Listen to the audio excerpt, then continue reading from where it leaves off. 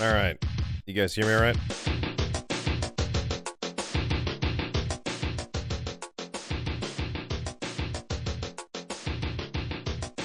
Time to abuse my power. How is the level of my mic relative to the music? I might actually need to turn it down a little bit on my end.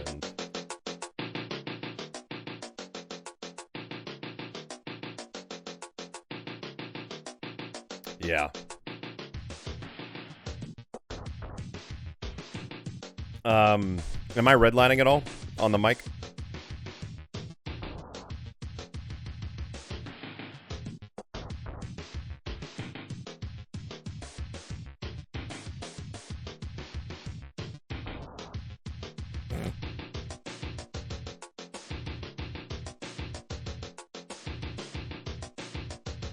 Okay.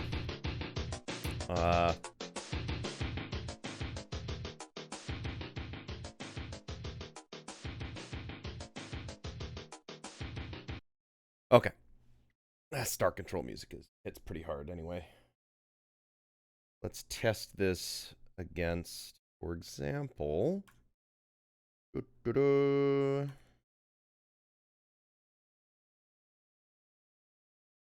little tease of the new Brigador book, perhaps.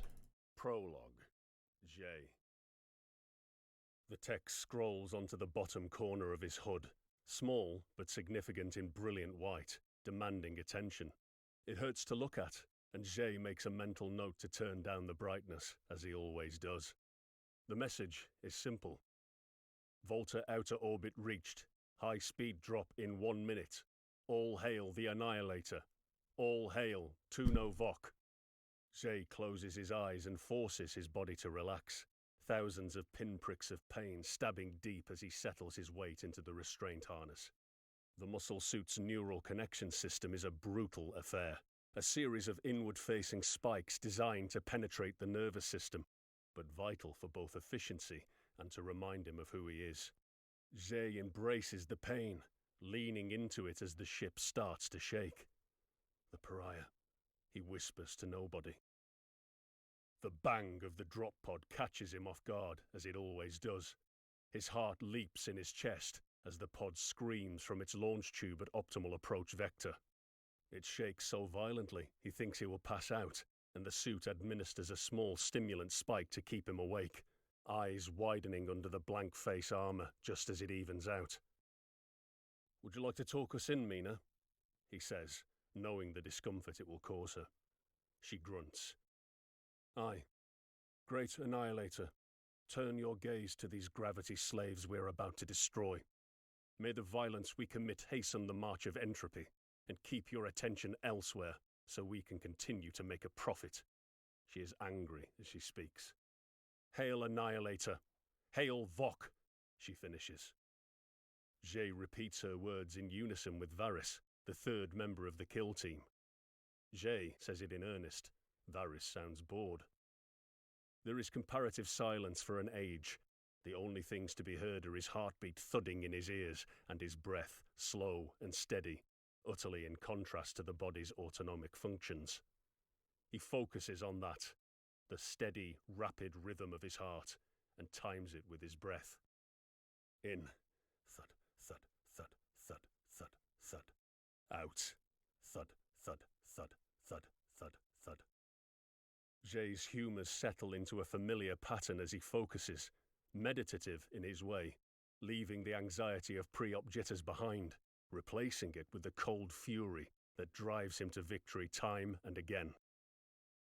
Optimal altitude reached, deploying payload. A series of bangs, explosive bolts fire to shed the drop pod skin like alloy flower petals. They spin away in freefall over an alien world. A world of dirt. Zhe looks to the horizon through a thick membrane of impact gel, catching the world's terminator.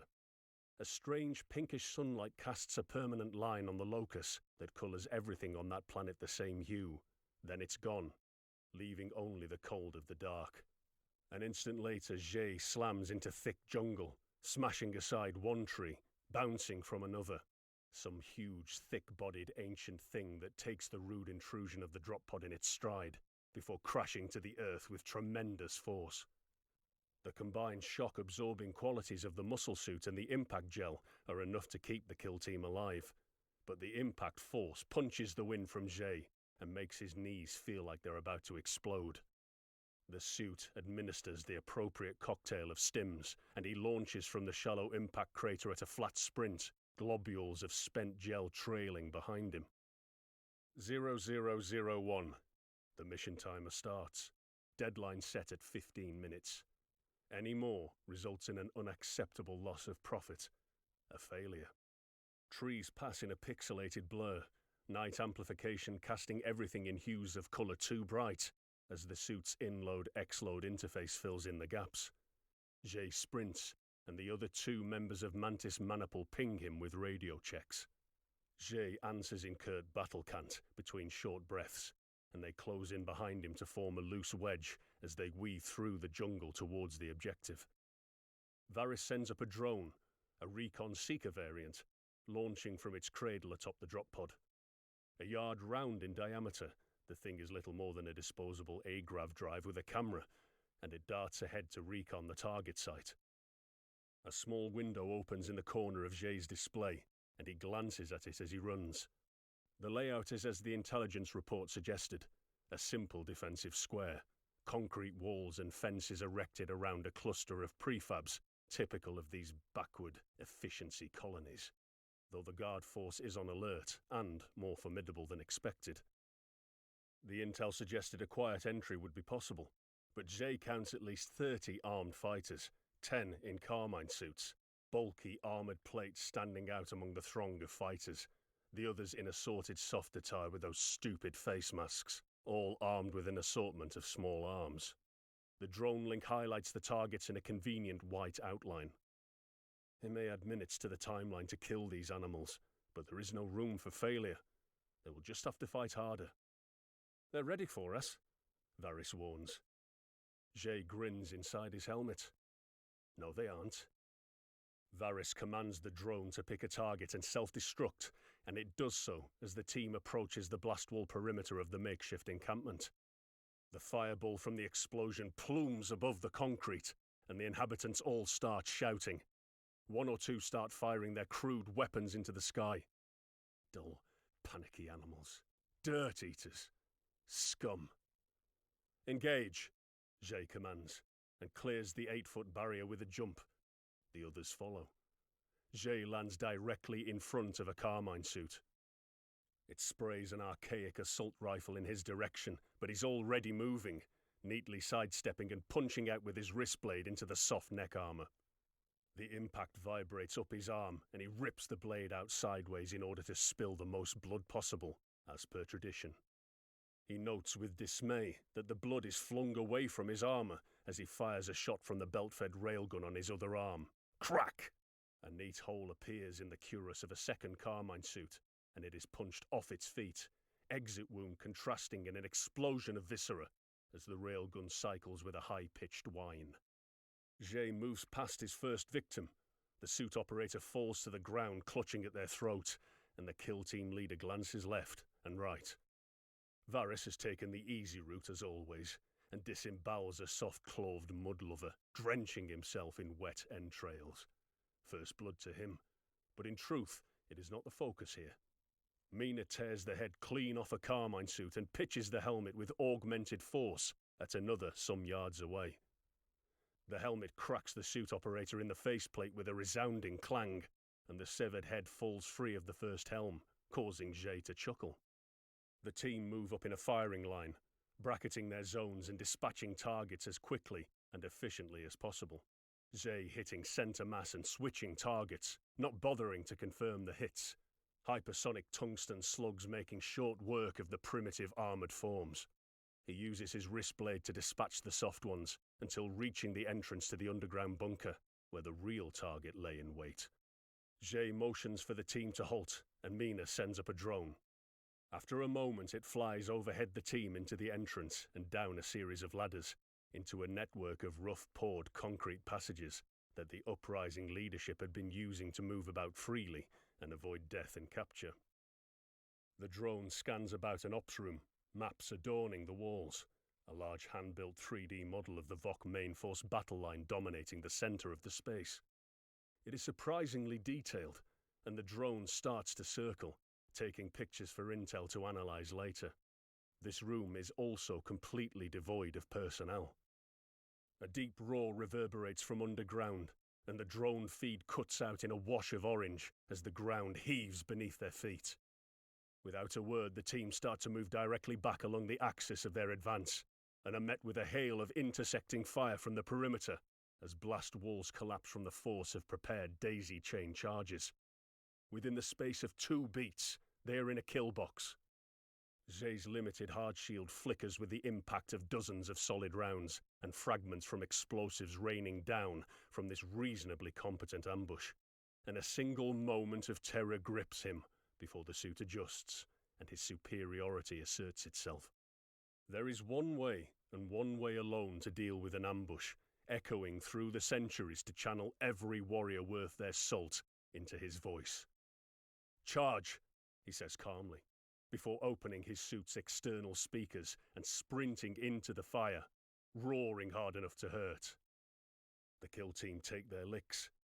Indeed, Varys' hard shield blows out as the capacitors fail, knocking several assailants off their feet with the pressure wave as he approaches, rounds sparking directly from his suit's tightly armoured form now, but they meet the ambush with impressive speed. Zhe and his team set about the crafty cud chewers with almost reckless abandon, cleaving left and right, blasting soft bodies at point-blank range with railgun rounds that simply punch massive holes straight through torsos and pop heads like squashed grapes. Within a minute of frenetic activity, the thick-bodied Voltans are dead, uncounted mutilated corpses strewn about. Zhe is covered in gore that sizzles on the hot plating of his dented grey armour, truly bloodied now, and he closes on the objective of this mission. A lone carmine suit, larger than the others, unarmed, his weapons lost in the fracas somewhere. Zhe's suit helpfully marks him as the target. The warlord that has been causing them so much trouble. They do not know his name. Zhe doesn't care. But inside that huge frame is a mind tuned to the intricacies of guerrilla warfare. He has been a pain for months, until one of his own sold him out. Now he stands, body language that of just another frightened animal, as Kill Team Zhe fans out to surround him. He whirls on the spot, trying in vain to always keep all three members in sight, before he settles on Zhe, some primal instinct recognizing a fellow alpha. He coughs, clearing phlegm before barking in guttural tones. "Fight me! Honor!" He wants a one-on-one. Zhe considers giving him the chance to die how he wants, then glances at the mission timer. No. Mina and Varys pounce upon him, stabbing him to death, grinding his face into the dirt he died to protect. 14:13. Plenty of time to spare. Zhe opens a channel. "Princess, this is Pariah. Objective met. You are clear to advance. The resistance will be considerably less well organized." Aileen Vok's voice came back at him over the net, tone serious as ever. "You're cutting it fine, Pariah. The timeline waits for none." "Nonsense, my love. You have 30 seconds. That's an age to prepare." She grunts something at him and signs off, though he hears the carefully concealed mirth in her voice. Zhe smiles to himself as the Vok battle line stirs to move beyond the trees, and the ground begins to shake. "Annihilator be praised," he mutters to himself. Chapter 18. Oh, that's it. Ha ha ha!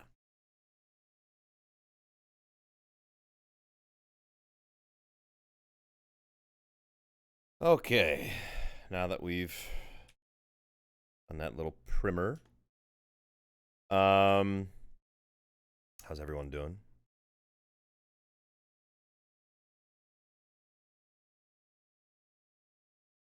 Oh yeah, Red is quite good. Ash, it's a figure of speech. Plenty of time. Kill you.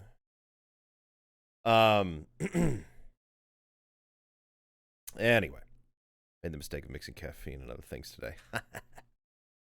I'm currently on a detox right now.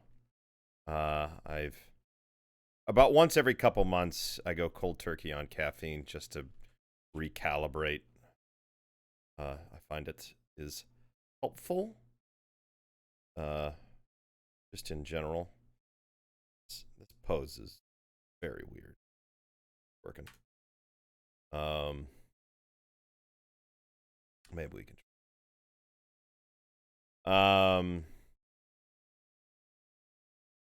Well, that's better. Main mistake I made was not just making this a full body pose from the get-go.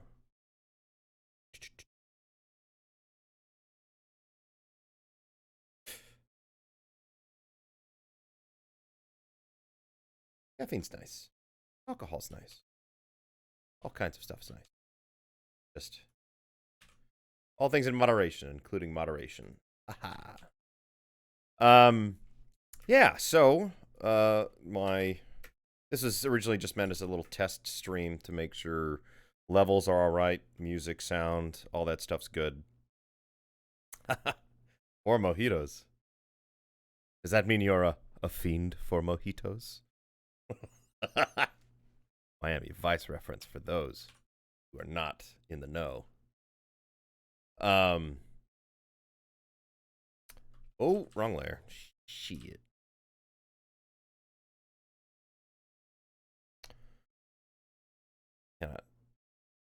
Oh, that's cool, baby. That's you're in the groove zone, Grumpy. Well, I guess depending on your tolerance and also how strong the mojitos were. Hopefully they were good mojitos and have you in a nice place. But and also that you don't actually have to do much right now.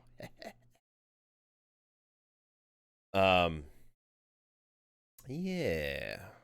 I went much into detail on this before getting the basic forms. It has been too long since I have drawn. Don't stop drawing if you want to be good at drawing. Always keep drawing. That is how it works and how you get better.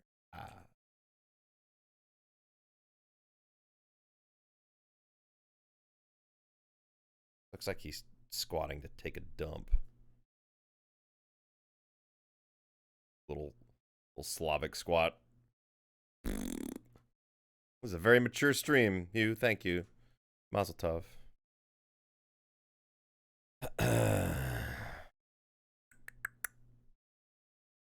Catch up here. People starting to get chatty. Ah, yes, Benjamin, our producer, instituted some new policies for chat and everything else to kind of safeguard in this new era of streaming.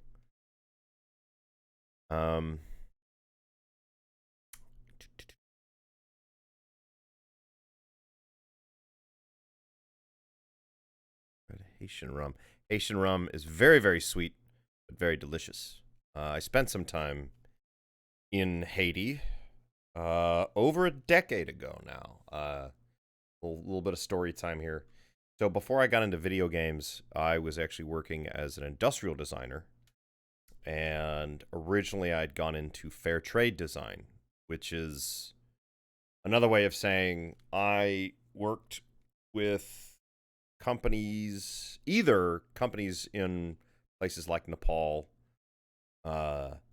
where I would work with local craftspeople to help them basically upsell the stuff that they were already making. So I spent several months living in Kathmandu, where my job was to, because you've heard of places like 10,000 Villages, which is, I believe, predominantly United States distribution.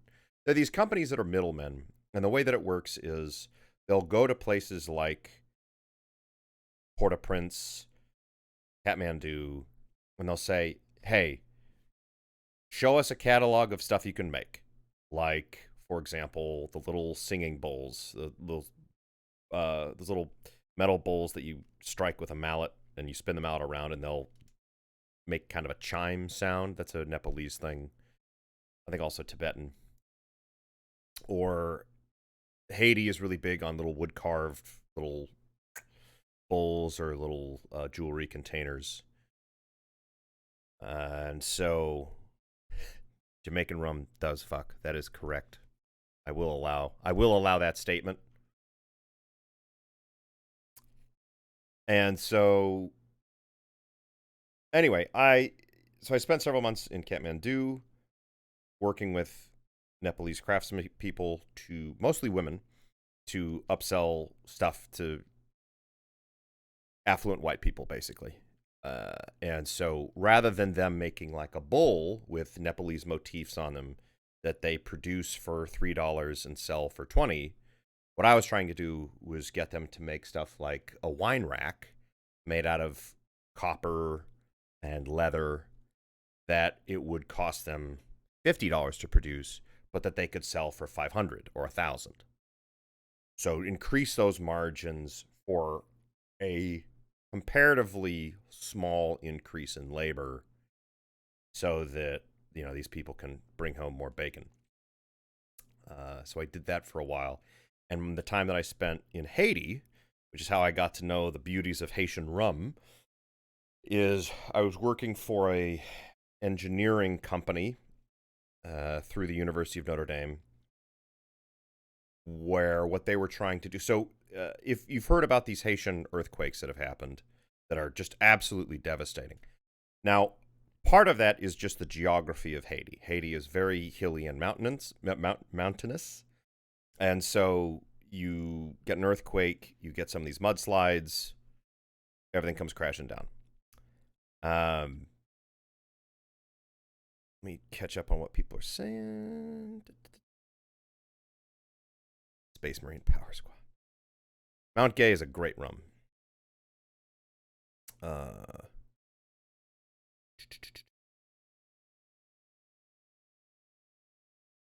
Okay, caught up.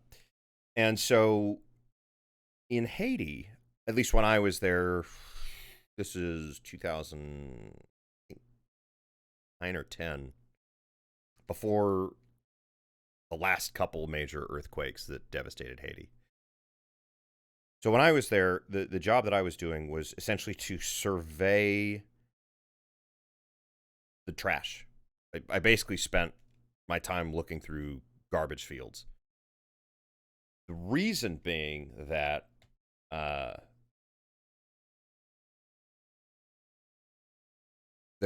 there's a single company that has a monopoly on concrete aggregate in Haiti. And this is a gross oversimplification, but this is kind of the general state of at least, again, when I was there over 10 years ago in Haiti.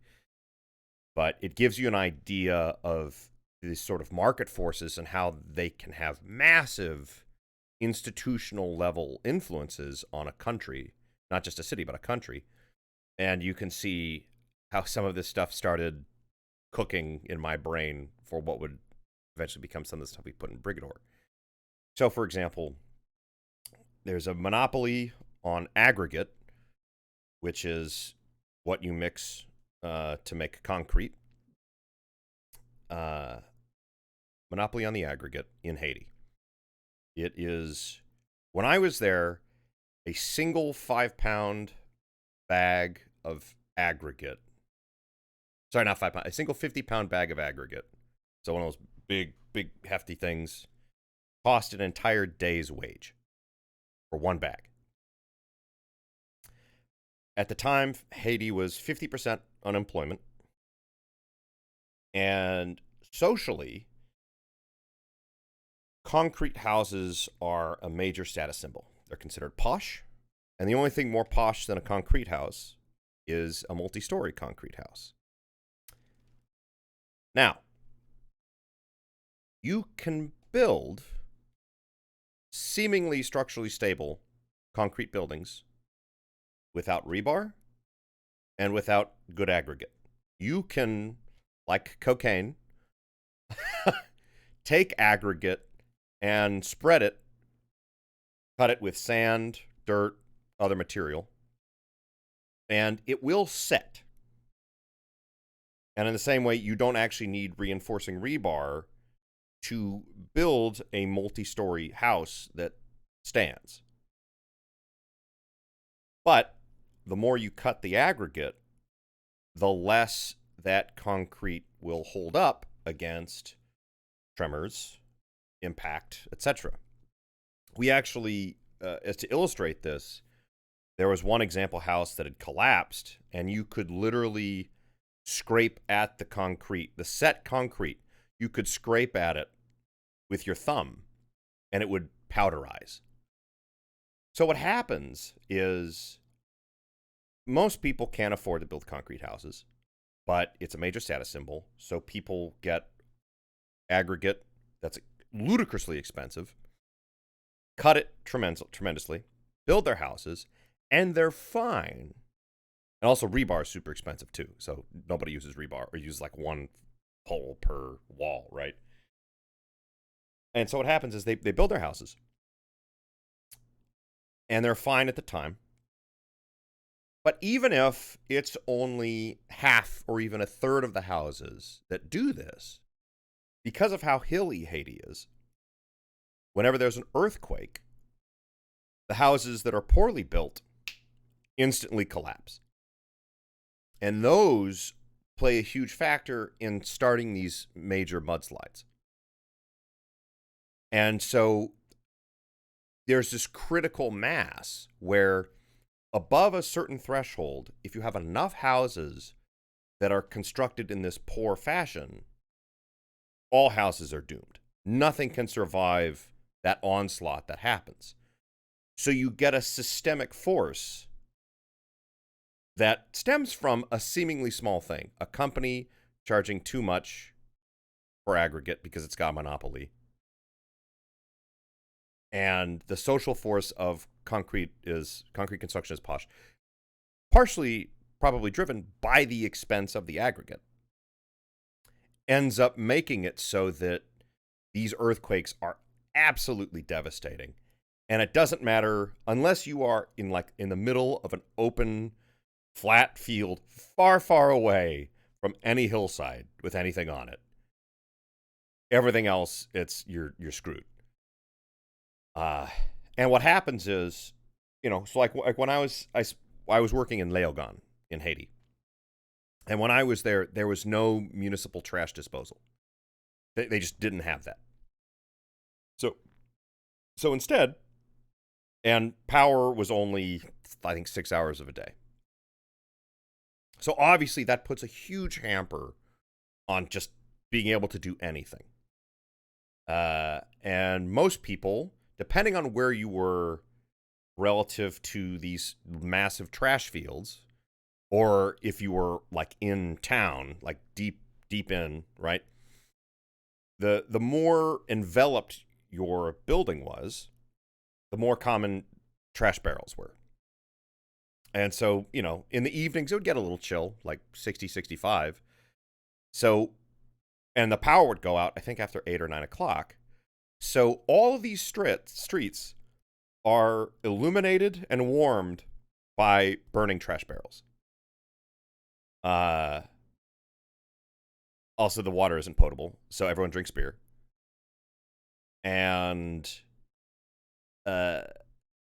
if once you get to the edge of that area, there's these just open fields that are just covered in trash because there's no municipal disposal.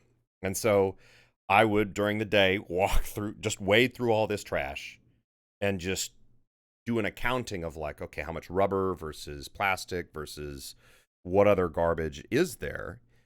And then I was working with an engineering firm who was trying to come up with a synthetic aggregate that could be composed purely out of raw trash that was present. Now, my tenure there wasn't long enough to get the results of that, but yeah, so super deep lore for why the rubble in Brigador looks so good. Yeah, so there's, anyway, that long side note, but I love, I didn't go to Haiti thinking that, I'm going to learn things that are going to inform my writing 10 years from now. It was just something that I thought I was going to do, and I was genuine in trying to do, fair trade design, and then soon realized that I was the wrong man for the right job. And so then ended up doing Brigador, thankfully. But it has had a huge influence on me for how this stuff, how we've written this stuff. So anyway, interesting history and tidbits. While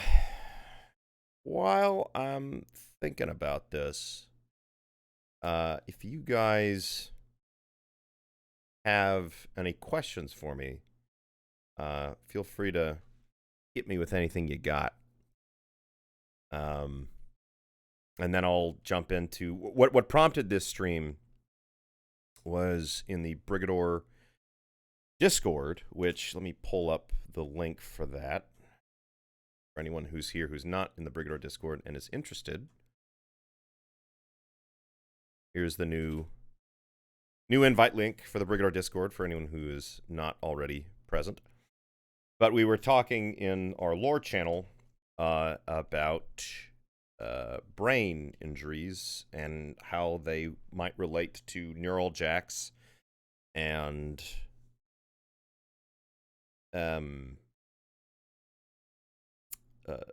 cyclolucidites, and how just the overall lore of Brigador, how these things might play out. And so one of the very interesting conversations we were having was about when the brain is, the hemispheres are split. Pull up, we can watch part of this video together. But in the meantime, if you guys have any... Okay, so new rule. If you have a question specifically for me, at me in the chat, and then write out the question, and that makes it easier for me to read and flag, okay, here's a question for me to answer, as opposed to just people chatting in the chat. But in the meantime, I will pull up this video. We'll watch part of it and then talk through some of it.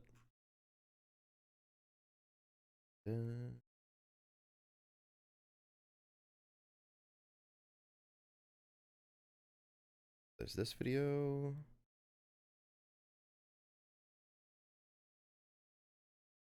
This video.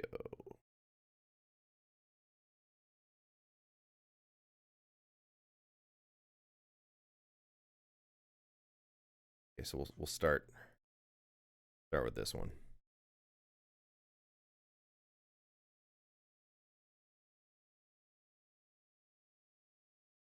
James Peacock has suffered excruciating pain since he lost his hand 6 years ago. A few days after I'd woke up, you know, it might have been a week to 8 or 9 days, something like that, before the pain really started getting bad, you know, to where it was like your hand is just crunched up real tight and stuff, or balled up, you know, and you can't move it. To unclench it, it's just, you can't. You've tried in your mind. This raises a perplexing clinical problem. How do you treat pain in a body part that's missing? James tried everything, from painkillers to hypnotism, but nothing worked. Until I found out about the mirror box. It was then that he came to see Ramachandran. And one answer might be that the brain is sending signals to the arm and trying to clench it. But in you and me, there's messages going back from the muscles of the hand telling you you're clenching too much or too fast. And this damps the command signals, so you can slow down. But the patient has no feedback because he doesn't have an arm. So the brain says, send even more signals, okay? And this goes on, and you get into a sort of positive feedback loop. So I said, well, if you give him some other source of feedback, such as visual feedback, maybe that'll trick the brain into thinking that the hand is clenching or unclenching, and maybe you can interrupt this loop. So I said, well, why don't we put a mirror there and have James look inside the mirror? It's just as though you have visually resurrected the phantom limb. And of course, the patient knows it's an illusion, but it's very, very compelling. Right now, as you look in there and you move your hand, your phantom does the same thing as your left hand is doing. First time I got in here and I've done this, and it was just like, it relieved the phantom pain, unclenched it. You know, it was just, oh, so intriguing, you know. Sometimes it's hard to explain how you felt, you know. Ramachandran believes the mirror box needs to be evaluated with many patients before he can be sure that it really works.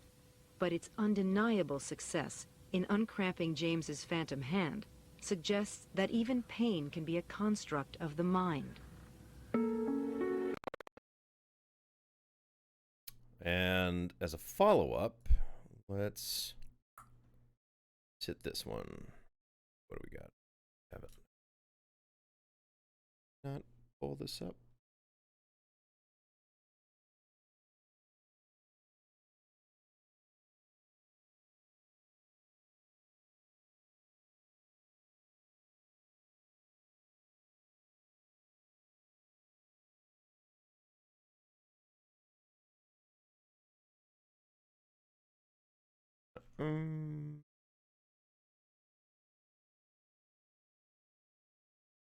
Oh, here we go.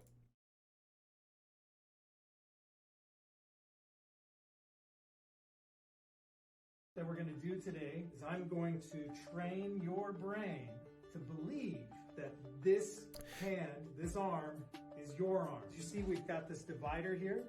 So right now you can kind of see your arm. You see the arm there. And I'm going to cover over. Welcome, you genius. Now I'm doing that because your eyes talk to your brain. So and your eyes tell this, you what we're this looking is at what's here happening. is relevant now, to you physically see your arm, your right some of our arm here. discussions. Now, great. So I'm I'm going to take these two classroom rulers. So we're going to train the sensations. You feel the rulers touching your hands because it's now becoming one with your mind. That this right hand is your right hand, right? You are believing that as I drag the ruler on your right hand there, it totally that it is feels. in fact in your brain, your right hand. It totally feels like my hand. That's crazy. Feel the sensations line up with each finger. What? Whoa, yo, this is crazy. Yeah. So now if I just do like a little tap, right? Yeah. Feel the knuckles. Feel each digit. Oh, okay, this is where. That's crazy. Yeah. Now I'm gonna do this one more time to train your brain. Okay.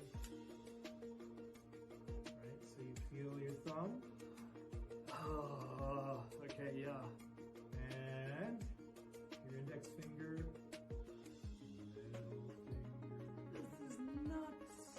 Your ring finger. Oh my goodness. And your pinky finger. And now you're going to feel it when I tap it. You feel that? Yeah. And that. And Whoa. that. I'm going to let you in on a little secret. Yeah, I have not been using the other ruler. What? You feel that? Yeah. I am not using the ruler. Whoa. What do you... I mean, it's crazy. It's not... Oh! Whoa, You it felt even that, like... right? Oh, no. Watch his hand on this. This is incredible. Do a little test. Now, again, this is all in your mind. I'm retraining your brain to feel sensation. Okay. But your brain is thinking that it's feeling it. Okay. So even if it gets a little, what would be considered painful, I will not be harming you because of course I'm not going to be actually hitting your right arm. But your brain really believes that this is in fact your right hand. Oh, right? this is making me nervous. All right, here we go. I'll start lightly. Feel that on the thumb. Whoa, yeah. Oh. Whoa. I'm totally feeling it in this hand. It feels... Pinky. It just... Oh. Look at those involuntary responses. Wow, this is so strange.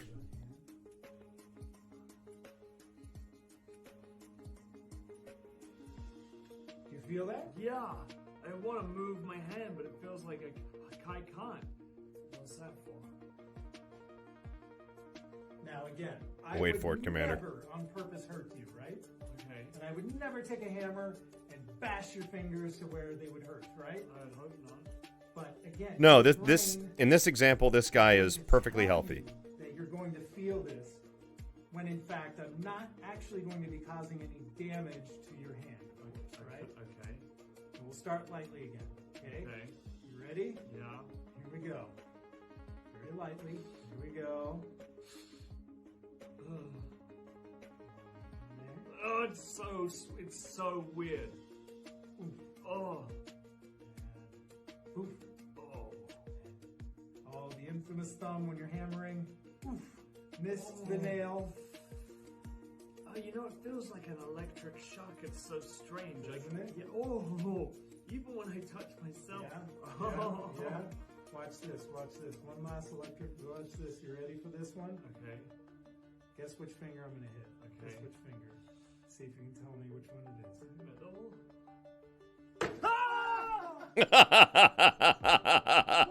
Now again, I did not actually hurt you, did you? You feel no actual pain in your real hand. But for an instant, your brain told you that you were thinking that you felt a hammer hitting your hand. My brain thought that this was my hand. Yep, classic. Yeah, let's see that one more time in slow mo.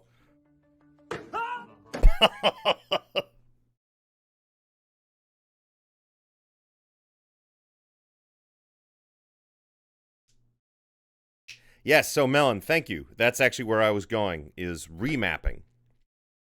So this idea of, so we've watched this video now, as well as, and I will copy the links for people's future reference. So this was the video we just watched.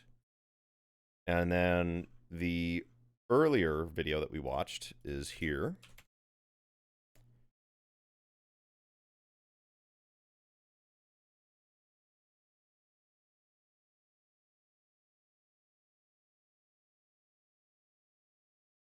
Yes, I'm that's including the guy with the bowl cut, the TED Talk about tasting color.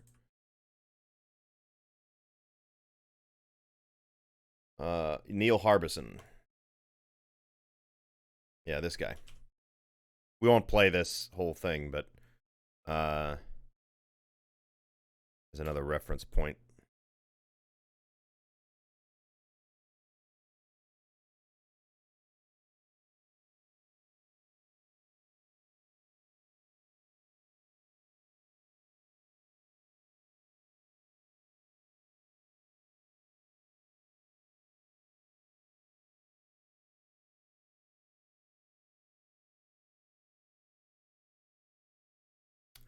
That is not actually in the novel, Melon, but it is stuff that I want to look at because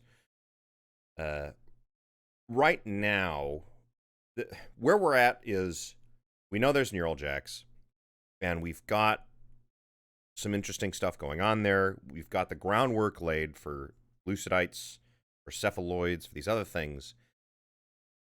My goal is to build out more of a robust understanding of like underlying principles so that we can then leverage those once we have, you know, future, because I don't want to get too specific with it because, again, one of my guiding principles in developing any kind of lore is that for the most part it should be purpose driven. So, for example, I want to be careful about how I define FTL in the Brigador universe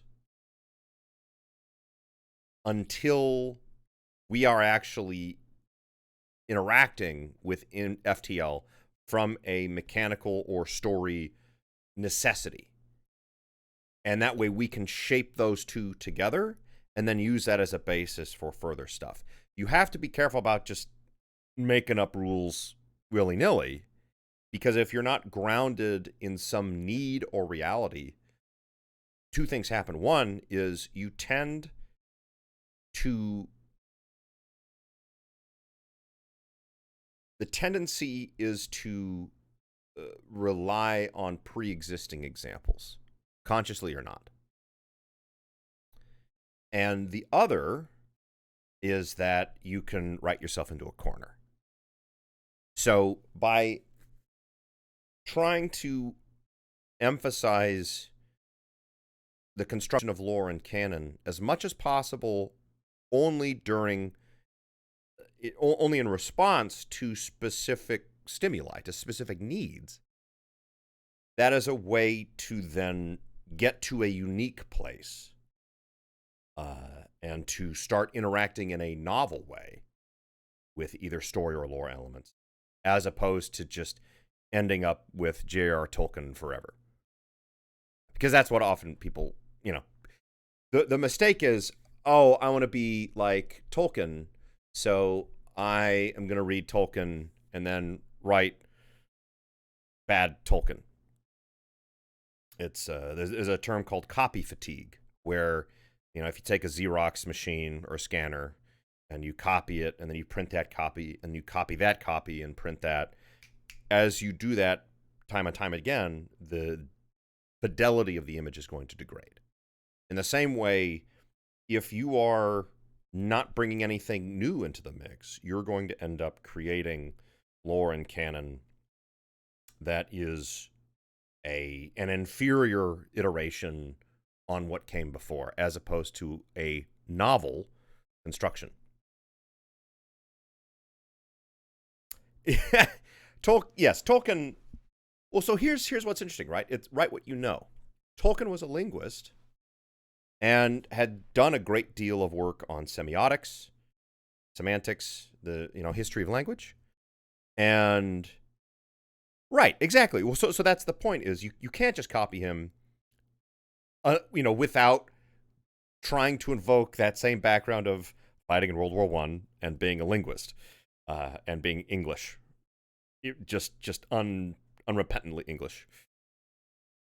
And even under those circumstances, right, there's limitations to that. So certainly be inspired by what he did and learn and look at how he got to where he. But in the construction of fiction, you want to leverage what is unique about your knowledge base and your experience. Best when he wasn't doing all the explosive world building pre-Lord of the Ring edit of The Hobbit. I love the Lord of the Rings films. I was in that perfect sweet spot of being enough of a Lord of the Rings fan to get all the references and to love the film, but not so much of a Lord of the Rings fan to be pissed about the stuff that was left out or changed. So that got to be my perfect happy place. Same thing with Dune. Speaking of Tolkien, who's looking forward to Rings of Power? Not me. I want to be careful about talking too much about other franchises, as I am wont to do, because I can get into bad, can get into dangerous territory. So let's talk about mind-machine interfaces. Well, let me catch back up on what people are saying first. I hate nothing more than being in chat and not having something I said in chat be read.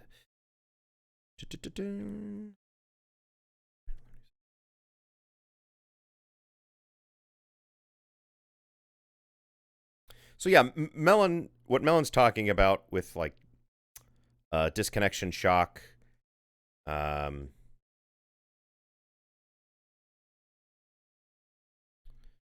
and yeah, with Lemon Tea talking about Edwina. This is the stuff that I'm thinking about right now. And we kept it vague in the book, but obviously it's an interesting thing. And there is a moment in the Brigador Killers book that actually addresses something related to neural jack work. So I want to keep building this up. But was it enough to go, okay, I'm not entirely happy with what you've done. Yeah, Hobbit was a mess. And so that's okay. A last thing on just general world building, and then I'll actually get to talking to specifics. But I have a lot of very, capital T thoughts about world building and canon and its relative importance that I'll maybe give a talk on later. But something I'm thinking about is how, if you are going to change something in the canon,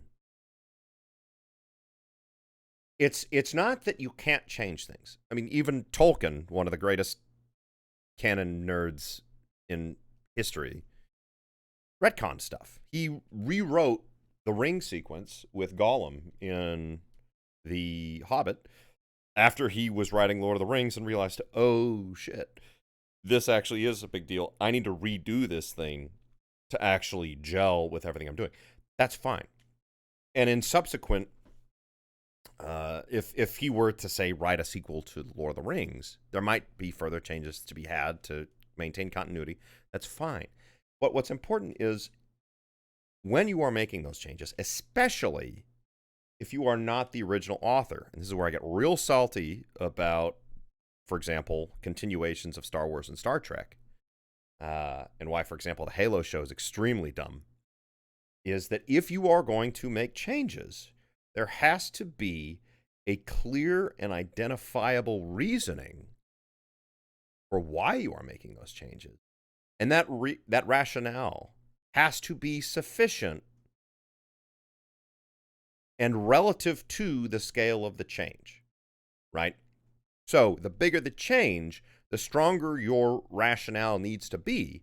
Otherwise, what happens is you end up with a schism in the fandom. And that's what's happening right now with the Halo fandom. That's what's happened with the Star Wars fandom. And that's what's happened with the Star Trek fandom. I totally didn't want to go into this, but I'm getting into it. And yeah, so if you think, I can actually do a visual aid here. So if you think of fandom and in abstract, right?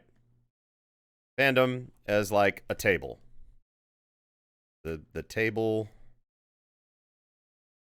of fandom. Right? Voila. This table is held up by different legs. Any given franchise is going to have core pillars of what that fandom is. So take, for example, Star Wars, right? So one leg, Star Wars. The one leg is going to be Space Wizards. One leg is going to be, let's say, lived in tech.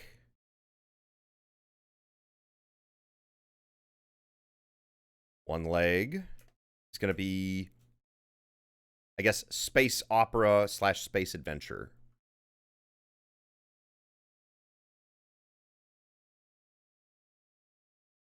And let's throw one more leg in here. And let's call this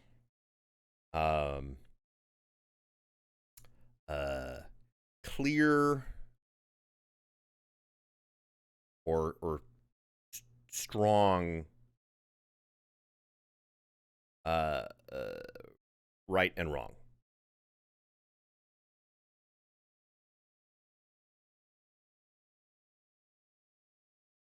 So, this is the ugliest table I've ever seen.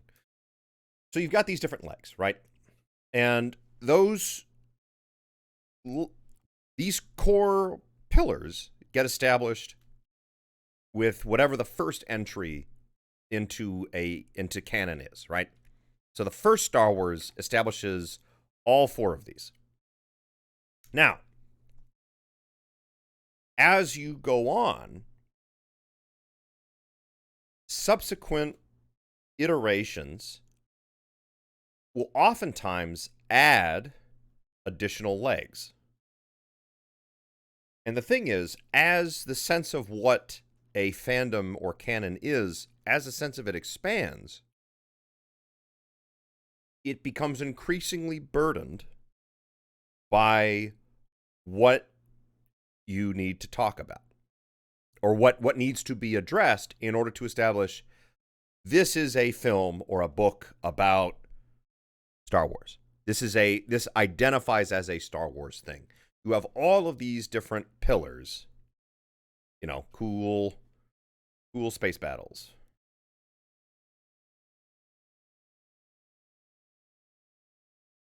And as subsequent entries add new pillars, what happens is it no longer becomes possible to address every single pillar that has been established as part of what this franchise is. And that's fine. The mistake that happens, there's two mistakes people make. One is in a franchise of sufficient scale or girth, if you will, in a franchise of sufficient size, you simply cannot address all of the pillars of fandom. You either end up with an overstuffed mess, or it's just nonsensical.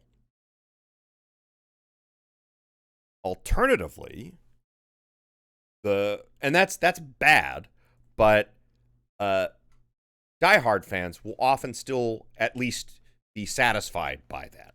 You're not, you know, and the other thing too is that kind of overstuffing can end up being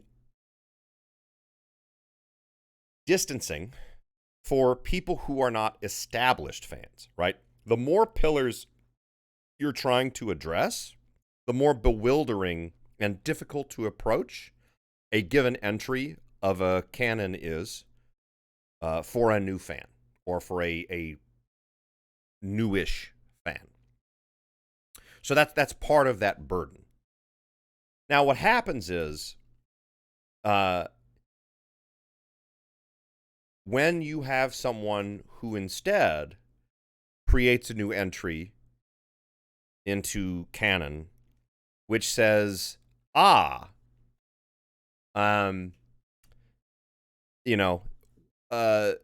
Halo or Star Wars. Okay, so Star Wars is Space Wizards. So let's go. Let me make a new layer for this. That is not what I wanted. Okay, so Star Wars, yes, Star Wars is Space Wizards. Yes, Star Wars is space opera and adventure. And yes, Star Wars is lived in tech. And if you're just saying yes to these three things, you can still have a great Star Wars movie or a great Star Wars book. And both new and old fans can be happy with that. Now, if you're a Star Wars fan who only cares about clear right and wrong, lived in tech, clear right and wrong, and cool space battles, your legs, your pillars of fandom are not being addressed. And so this entry does not interest you. And so, when you look at it, you're like, well, I don't care about this. Generally speaking, in this circumstance, people aren't saying, they won't say that isn't Star Wars. Because even if it's only subconsciously, people can still identify those pillars. So, the fans, pre-existing fans might not be happy with an entry that doesn't cater to their pillars, but they won't be angry about it because it's not contravening them. Where you get into problems is when you say, for example, okay, so let's say we've got our Star Wars movie, and actually we're saying, no, Space Wizards are not a part of Star Wars. This is not what Star Wars is about, and we are actively disavowing this leg of the fandom. So there's a difference between not including and disavowing. Because that disavowal or repudiation, what in essence that is doing is saying to Space Wizard, to fans of that franchise for whom Space Wizards is the linchpin, or is at least a major pillar of their fandom. By disavowing that, you are saying you don't get to be a fan of this franchise. You are not. It's not just you are not wanted. It is you are actively, you do not get to take part in this. And this is what I see happening with a lot of the current iterations on franchises from the last 50 years. And it's where a lot of the anger and frustration, because you hear things about like quote unquote toxic fandom, right? Now, a lot of the things that people are doing is genuinely terrible. Mostly because the anger gets misappropriated.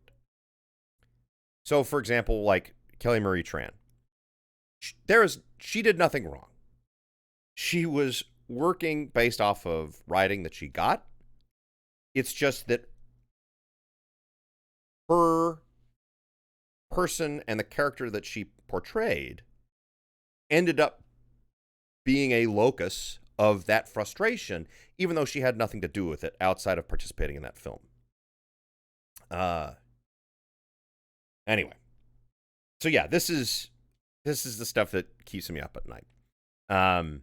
And well, first of all, does any of this shit that I said make sense? So riddle me that while I catch up on all of the chat.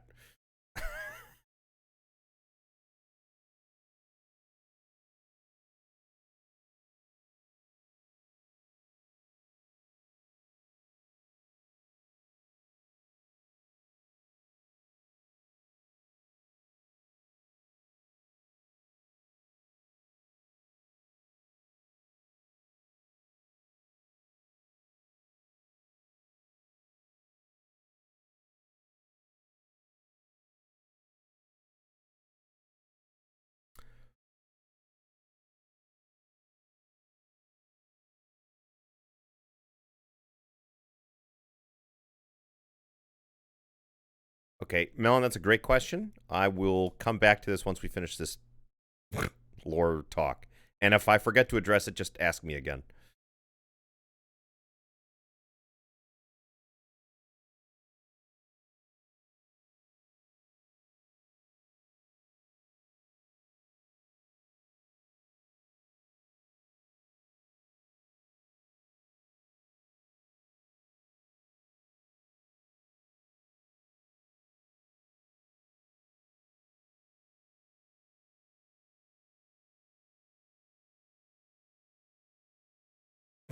Fandom, more like fandom.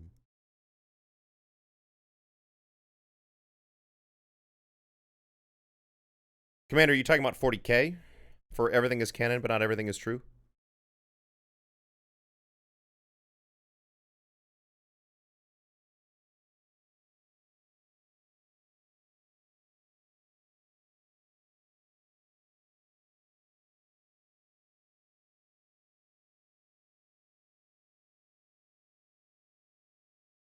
Hey, Charles.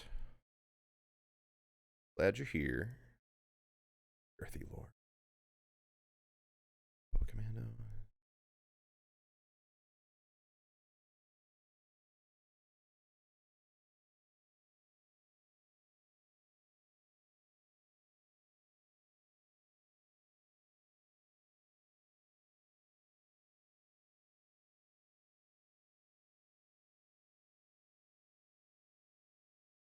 Okay. Caught up now. Sorry about the... I'm very slow at reading chat, unfortunately. I'm not at the multitasking level yet. So, yeah, 40K is super interesting. I do like this idea of, because canonicity is separate from history, right? You can have... So let's talk about fan writings. Why am I blanking on the term? Fan. What's it called when you write fan shit for a thing? Fan fiction. Holy cow! Yes. What is it called when a fan writes fiction for a thing? Yeah, so fanfic. What fanfic is about, besides getting characters to bone that don't bone, or to get characters that bone to bone more, or bone other people? That's a lot of it, right? Brain problems. Topical. A lot of what fanfic is about is people, especially self-insert fanfic, is about people engaging with the sense of canon. It's and even if it's just, only engaging in, one of the tent poles, one of the pillars, fanfic is an expression of, I understand this world, and I want to contribute to it. I want to construct something in it. Fan shit. I mean, it is smut, and that's fine. Hey, there's a great article I read recently talking about how all good writers are perverts. I think I mentioned this in the Brigador Discord. I think it's an excellent article. It's on Itch, actually. Let me link it now. Yeah, I think it is a wonderful explication of the manifest. Good writing often tends to be a manifestation of deeply held interests or desires, and the people who actively indulge them are the ones who are engaging in truth speaking, and that's what makes good fiction. Yes, the inverse, the contrapositive is not, or the inverse is not necessarily true. Good writers are perverts, but not all perverts are necessarily good writers. So this is it's actually a little like web player, but I highly recommend Good Writers Are Perverts. I think it's a very succinct and very interesting exegesis of this thought. Anyway, so with regards to fanfic, it's people trying to engage with and enter into canon. And the worse the continuity is, or the less established the sense of what your franchise is, the harder it is to write fanfic, and the harder people have to work to insert themselves into it on a more than surface level. And here's a little illustration or a little exercise I want to hand to you guys, which is that canon extends far beyond sci-fi, historical fiction, or fantasy, right? So let's talk about a show that almost never comes up in reference to canon, but which has one of the best established canons in modern television. Seinfeld. Seinfeld's canon is incredible. You can take those characters and put them in any situation. And if you've seen even a single season of Seinfeld, you can already construct in your mind how those characters are going to react. You can put them in the Star Wars universe. You could put them in Lord of the Rings. And it works. Because the canon of Seinfeld is that this very firmly established understanding of who these individual characters are and how they behave. And it didn't matter that, not Seinfeld, Larry David specifically constructed and wrote for those characters to make it so that any character could be on any side of a perspective, right? So you could have an argument about, communists versus fascists, and you could just easily have like Seinfeld versus Newman, or Seinfeld versus Kramer, or Seinfeld versus Elaine, or Elaine versus George. And the flexibility of those characters is that any of them could make that argument. The canon isn't, oh, George is a, neo-fascist. The canon is that these people are argumentative. They will engage in tawdry things in a humorous way, and that it's how their personality manifests. So yeah, you could put Seinfeld in the Brigador universe. Jerry, yes, it says here, Jerry. Why? Let him have it. Who cares? Great leader wasn't that great. What's so great about him?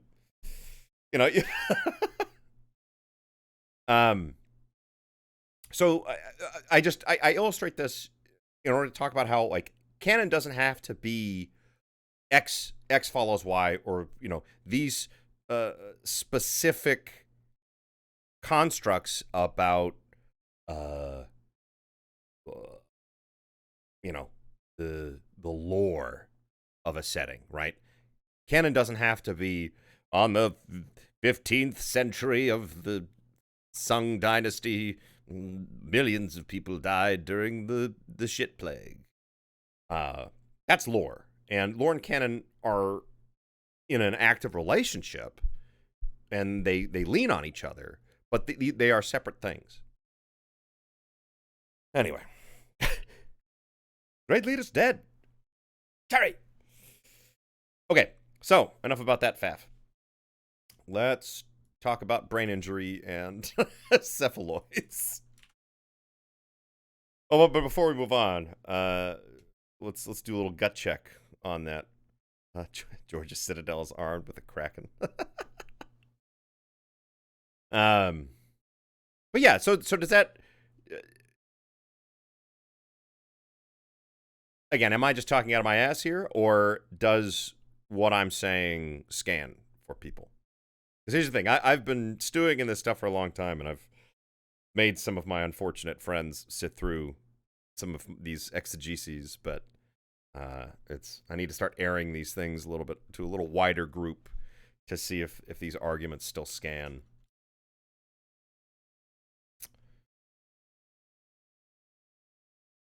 Okay. Treat for you guys. Why don't I...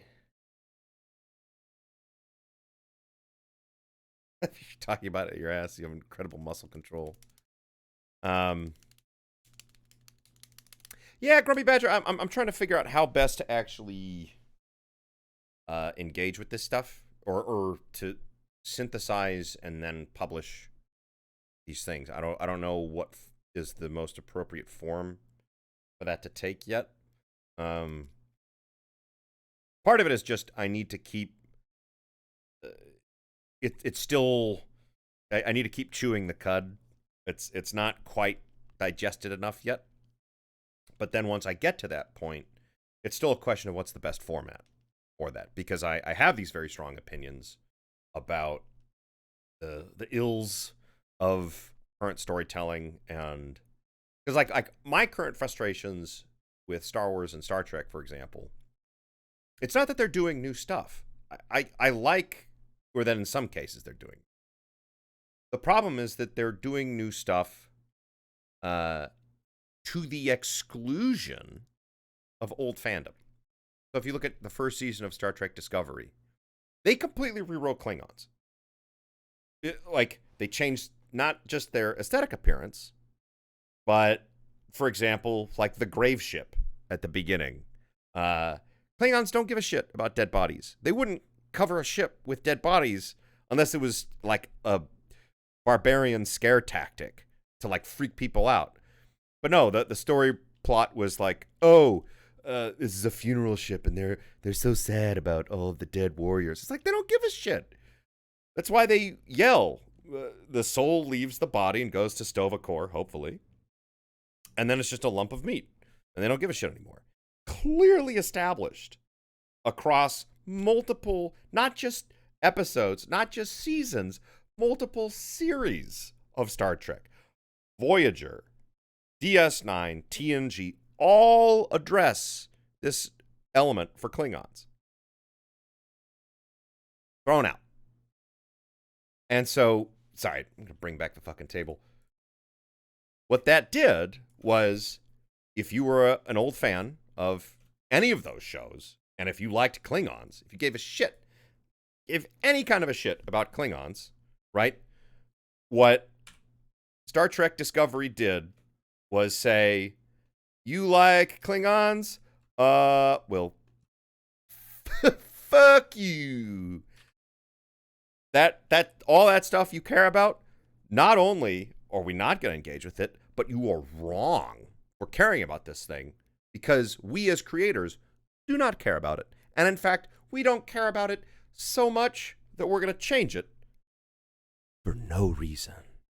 That was the other thing. There was no reason to make those changes, besides either laziness or unwillingness to engage with old canon, which I think is a big part of that. A lot of the people writing for new Trek are not Star Trek fans. They'll say, oh, yeah, I'm a Star Trek fan. They're not fucking Star Trek fans. Because if they were Star Trek fans, they would be invoking the old words.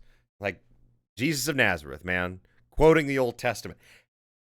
Talk about a master of canon. Jesus Christ. What did he do? He was constantly quoting Old Testament. To be like, yo, let me establish my bona fides. I am who am. Oh, fuck. Anybody who read the Old Testament immediately understood this dude is either literally God or he is blaspheming so hard. And it was metal as shit. He was engaging with the canon of Judaism in that way. And that's the other thing is the reason why I get so caught up about canon and lore is that from a storytelling standpoint, it is invaluable to enabling deeper and more involved stories to be told in a more concise way, right? Why do we have a million Batman adaptations? All these slight different iterations on Batman, right? Why not just make different Batman? Why not make Owlboy or, Flying Rodent Man? The reason why it is Batman specifically is because anyone who's even remotely familiar with Batman can walk in and already know what, at least half of those pillars are, right? It is a shortcut to already having so much established without you saying a single word, without a single act of storytelling. And so you're not starting from scratch. You're starting potentially at an already very, very, very evolved state to begin telling your story. So rather than say, here's this dude, here's all of his problems, here's why it matters. Okay, now let's tell a story. You're already starting at, got all that shit already told. Let's tell the story. And so some of the best Batman stories aren't origin stories. Or they are iterating upon a pre-existing understanding of what that origin story was and then retelling it in a different light. It is in dialogue with, and that's why, Batman, and especially, so Spider-Man and the idea of multiverse Spider-Man, that's the smartest thing Marvel ever did, was establish multiverse so that you can tell all these stories and have all of them be true without actually contravening each other. And then it allows people to both pick and choose what they're interested in. And if you don't want to engage with the wider fandom, you don't have to. And that's fine. It's important to actually allow people to have their little holes, their little creches of fandom, and to just stay there. Because it might be that, a given person really only is a Star Wars fan for the clear right and wrong morality. It's the only thing they care about. So they only want stories that engage with that as a major pillar. So,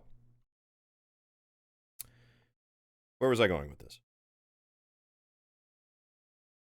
Engaging with the story in these ways. We're talking about Batman. Yeah, so with Batman, it elevates how you begin telling that story.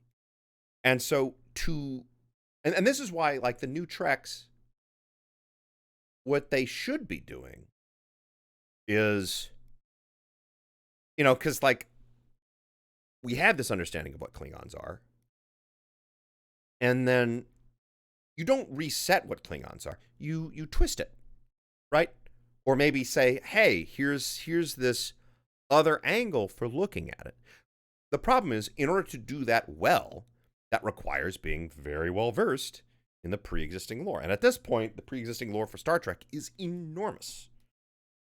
And the longer Star Trek goes on, the less likely you are, and the more probably expensive it's going to be, to find a person who is either already versed in that or is willing to go down that rabbit hole and engage with all of that, and to then synthesize new stories that meaningfully engage with what came before. Yes, and it helps to be a good writer, which seems to be almost intrinsically exclusive, or intrinsically excluded from certain Hollywood spheres. But, okay. Enough about fandom. Let's talk about brain injury and neural jacks. Okay, Melon, can you post your question again?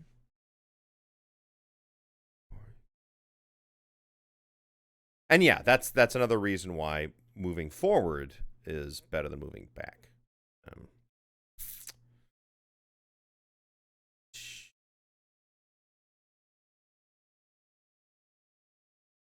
Yeah, okay.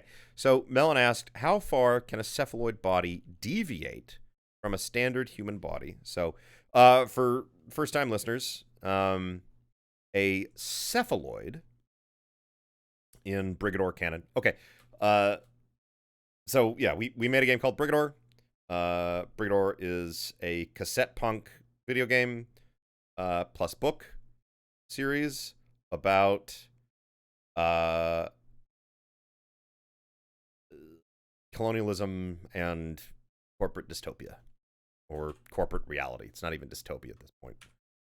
And so one of the things we got in our canon that I am so excitedly talking about is, that is an extremely long hand.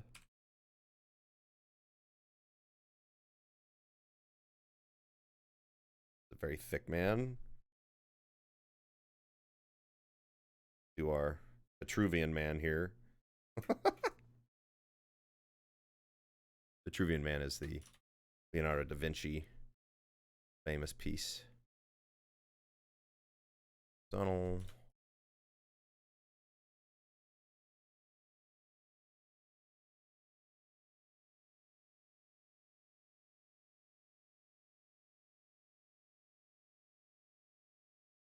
Vitruvian Man. No, it's his arm is like that.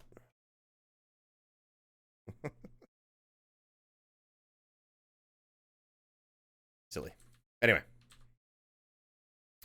So, person. We actually have 3.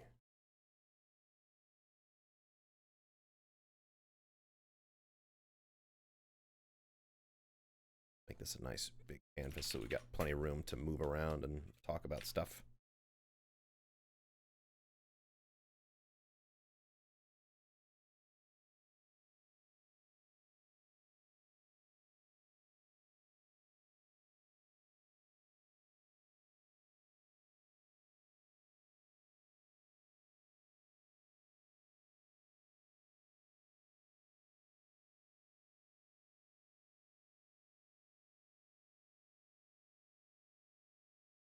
This is a cephaloid, which is a person who is completely divorced, discorporated from the rest of their body. In our world, there is technology that allows a person to be synthetically sustained as only a head. Second example, which only some of you might be familiar with, is what we call an inviscerate cephaloid.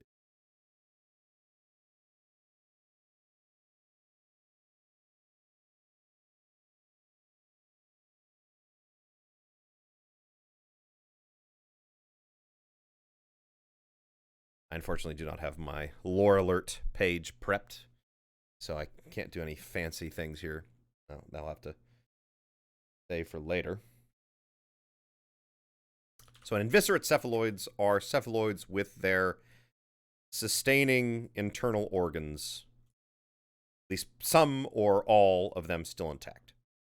essentially a quad amp, quad amputee.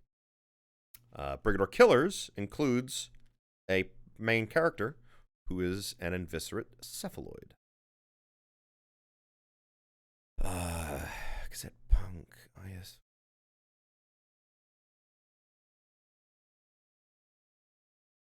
Where's WoW Cool Robot when you need it?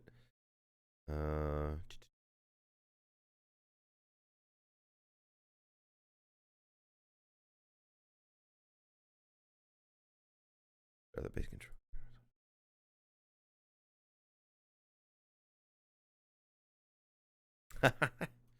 so a lot of this stuff is incoming with Brigador Killers. So there's a character Volka in Brigador Killers who is an inviscerate cephaloid.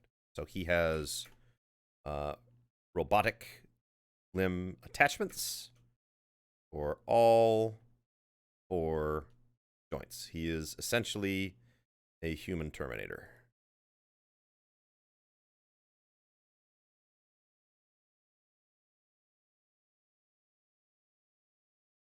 Which allows him such feats of strength as hand-wielding a 50 caliber machine gun. Which, for those of you familiar with Brad's excellent writing, you can already anticipate he writes about to terrible effect. And by terrible, I mean awesome.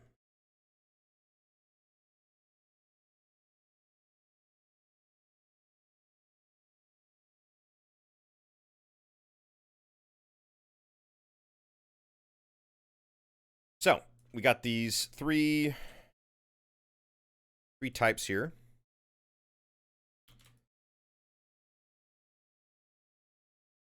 Actually, we need to do a fourth. That is a terrible. What is this whack? These proportions are wrong. Go.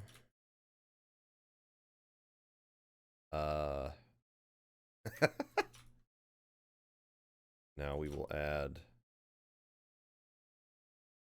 as a. Well, actually, no.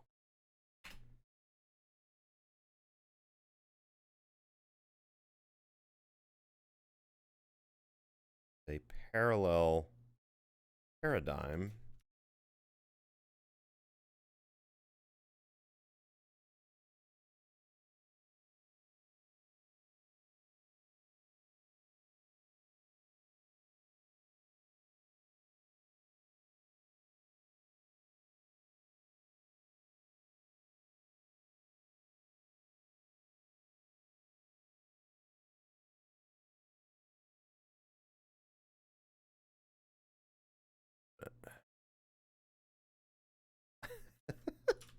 It's so much more fun with visual aids.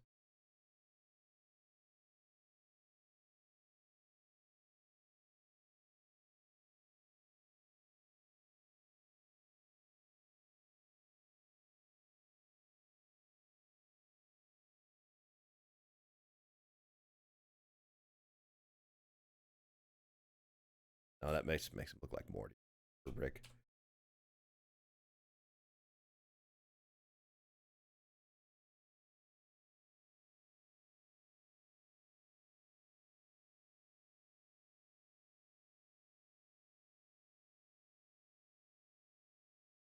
Lucidites.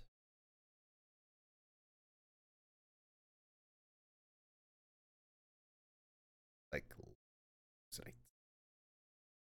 Catch up on chat.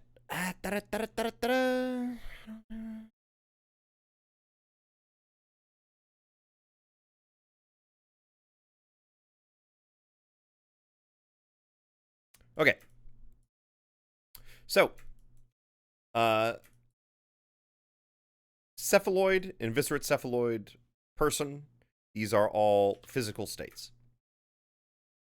Any of these, yeah, I did this categorization wrong.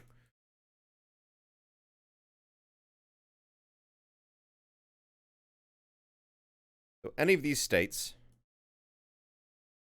can manifest as a cyclolucidite. Cyclolucidism is extrinsic to physical state. All I need is a brain. In order to achieve that. How do you re-civilize a pilot whose smile muscles were mapped to engaging automatic anti-interference point defense?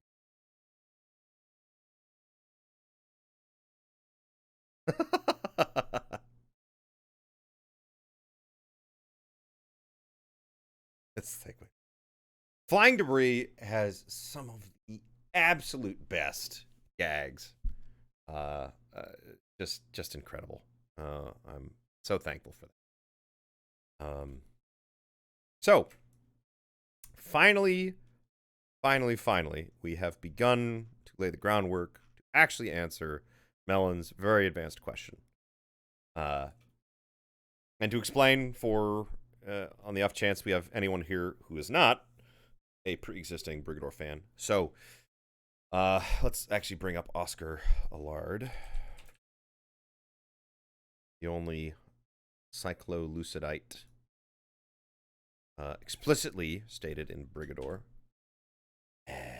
What a wonderful man. Now, you don't have to remove your eyes to be a cyclolucidite. Not necessary, but for the gigachads of the spacers, little extra fun time. So,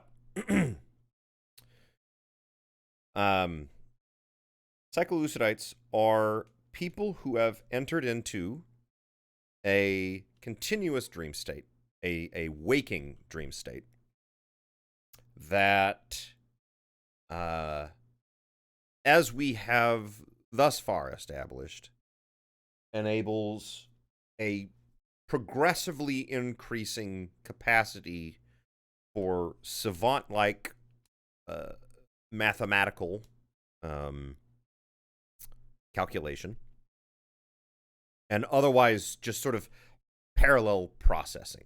So in Brigador, we've established that computers, broadly speaking, are quite simplistic, circa mid-'80s. So in the case of, for example, a flagship or a space station, rather than an AI or just a supercomputer to manage that facility, instead, you would have a cyclolucidite who has been in the dream state for an extended period of time, who has then manifest not just the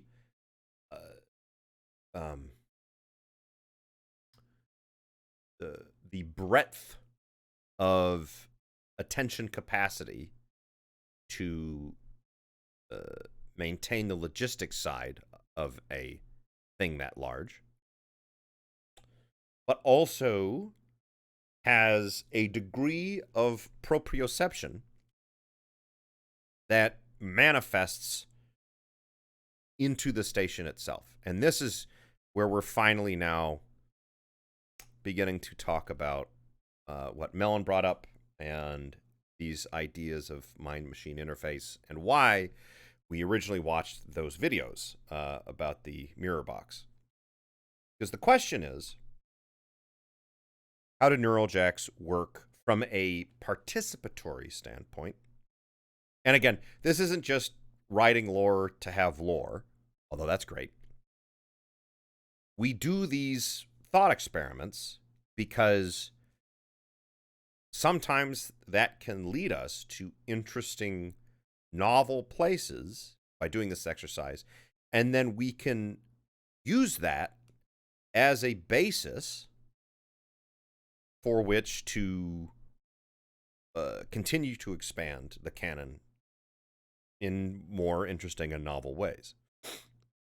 And that's how you end up with a thing that is unique.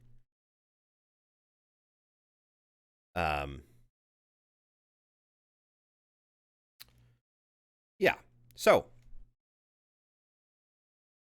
the dream state of the cyclolucidites. So for most people, most of the mind-machine interfaces that occur in this game are either or are some form of neural jack. So let's do a new.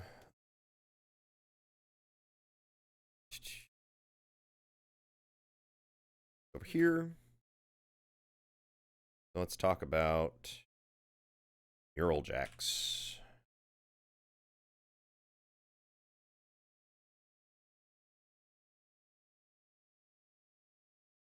I believe Gauss has modeled some of this stuff out. I don't fully remember, so I'm going to ballpark it from here.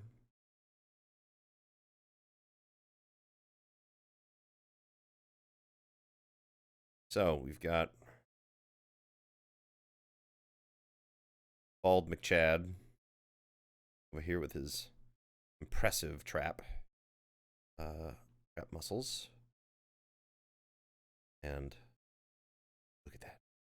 Definitions. Fucking lifts, man.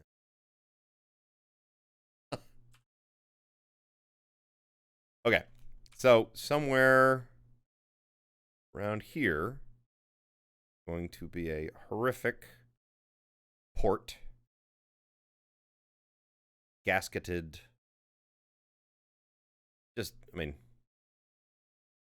Basically just matrix shit. The interface itself is not the novel part of our fictional construction. Sometimes it's good to steal from the best, like Matrix did. Matrix stole wholesale from a bunch of other stuff, and I'm not saying that pejoratively. I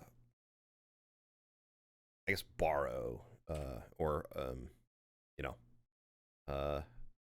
alternately manifest elements. So, neural jack, right? You got this big plug thing that you stick into it. Now, what does this do? So, you got that, or if you are a cephaloid, so if you are a discorporated head, aha.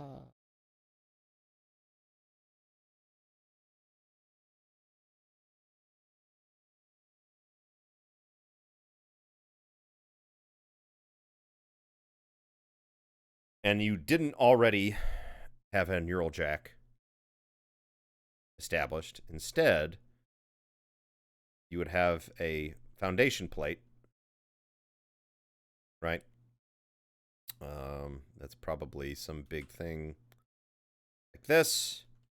And there would be additional elements to sustaining the body processes, but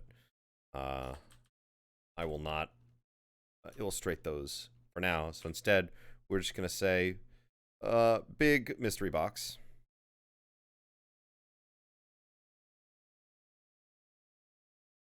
Part of which would have some kind of port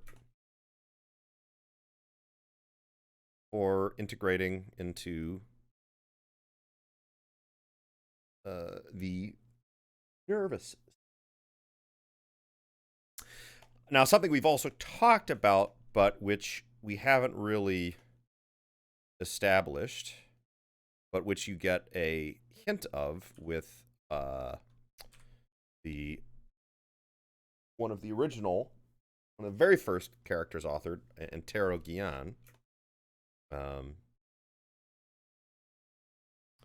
is there are alternative, less invasive ports, such as Guillen's cheek port, and we've also talked about a lobe port. And the idea being that directly interfacing with different parts of the brain, in the same way that, for example,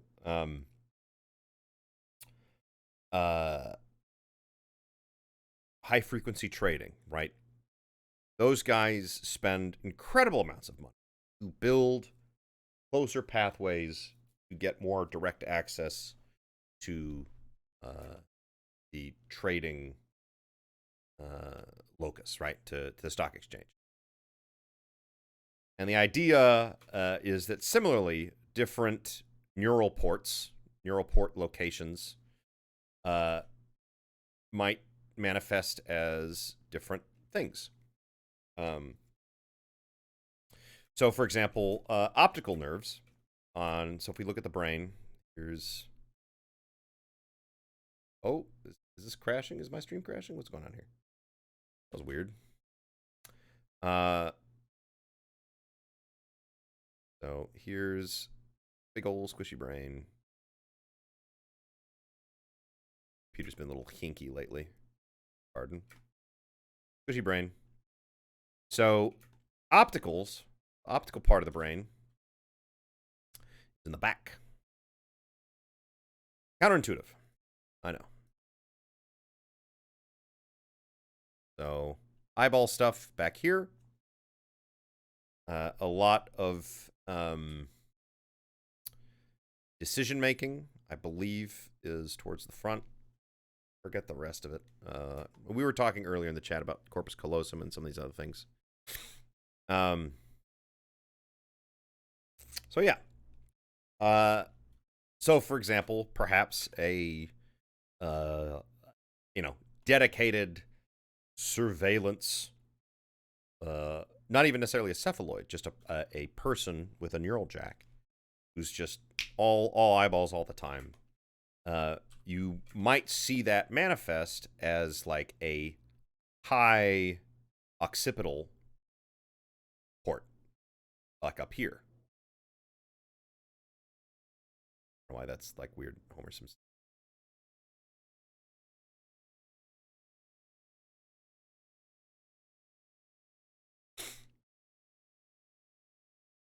I believe motor control is like down here, which is one of the reasons why we place that there. But I could be wrong. Ace Combat kind of did the same thing with the whole connection for flight interface concept. Funny story. I have, as much as I love flight sims, I have never actually played any of the Ace Combat games. Interesting.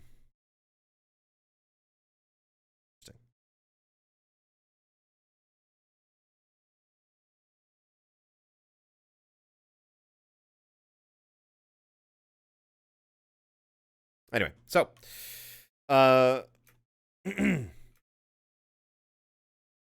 yes, Ace Combat is arcadey. So, okay, neural jacks. So we're talking about this stuff right now. You know, we've only done the front data port, and even then, it's only visually noted for Antero Guion. Let's pull him up.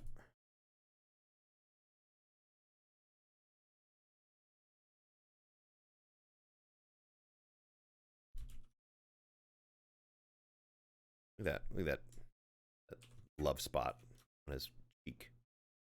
Beautiful man.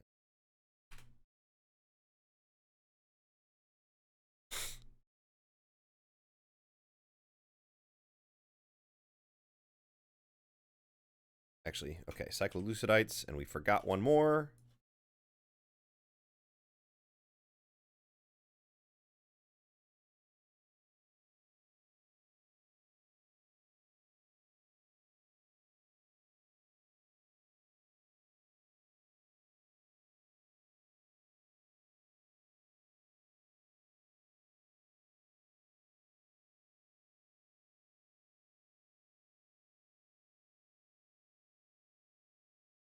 I don't know where I'm going with this drawing, but whatever.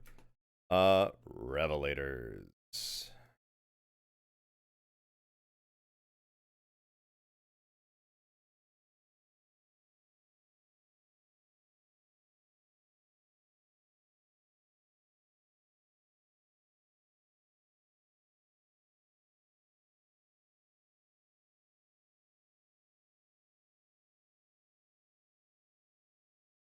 So, Revelators, let's talk about them for a second before we get back to the rest of this stuff. Revelators, and they're only mentioned very briefly in Brigador. They are the outlier to Lucidites. So, quick summary. FTL in Brigador requires either a lucidite or a revelator in order to travel through our FTL, which is called the fugue. More on that later. Cyclolucidites navigate the fugue by entering into the dream state, artificially induced, so artificially and mechanically induced. And so they're sleeping away, and the savant-like calculation allows them to either pattern recognize or, that's still open to what the actual interpretive experience of sailing through the fugue is like. But it requires either a cyclolucidite to do it, or revelators are people who are able to manifest many of the characteristics of lucidism through what would modernly be known as some form of a meditative practice, either actual meditation, chant. I believe one of the ones we talked about was like a kind of, mathematical mantra for those who are very, very mathematically oriented. Alternatively, the opposite, people who have, for example, dyscalculia, who are terrible with numbers. It might be, for example, a drug-induced state. But the point is that for, a lucidite, you can be anyone can be mechanically induced into the lucidic state. Whereas revelators, it is an active, learned practice. They are essentially some form of Buddhist monk, in that it is an active practice that must be taught and maintained, but of which there are many different disciplines and different ways of achieving the transcendent state in order to have the mechanical capacity to navigate the fugue. Now, the reason, so lucidites are this very concrete block of, it's the sleeper state. The longer you're in it, the more you can do. If you're in it for too long, it functionally becomes permanent. And if you're in it for a really, really, really long time, your body begins to degrade. And so the natural end point for almost all long-term cyclolucidites is to end up as a cephaloid, to fully discorporate and then to permanently integrate then into whatever your habitat that has been for a long time.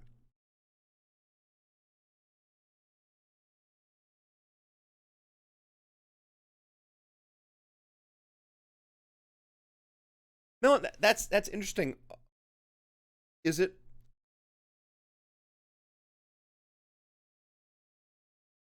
that the revelators are like the mentats, or is it that the revelators are like the navigators?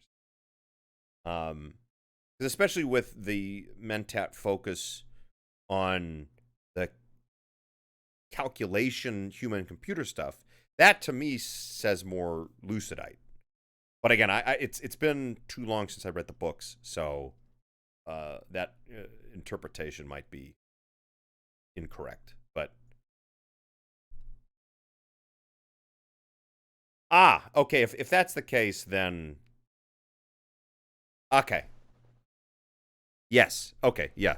So yes, revelators in general society would they can exit the state and are in essence a normal, quote unquote, human being. Okay. Then yes, that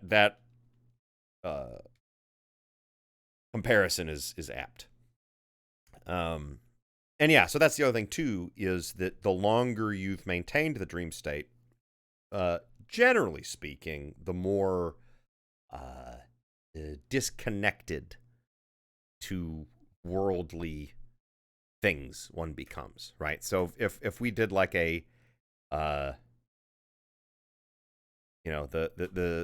scale of lucidism. Oh, I'm getting this bug. a Photoshop bug that happens sometimes. So the Lucidic scale. So up here. This is the axis of time.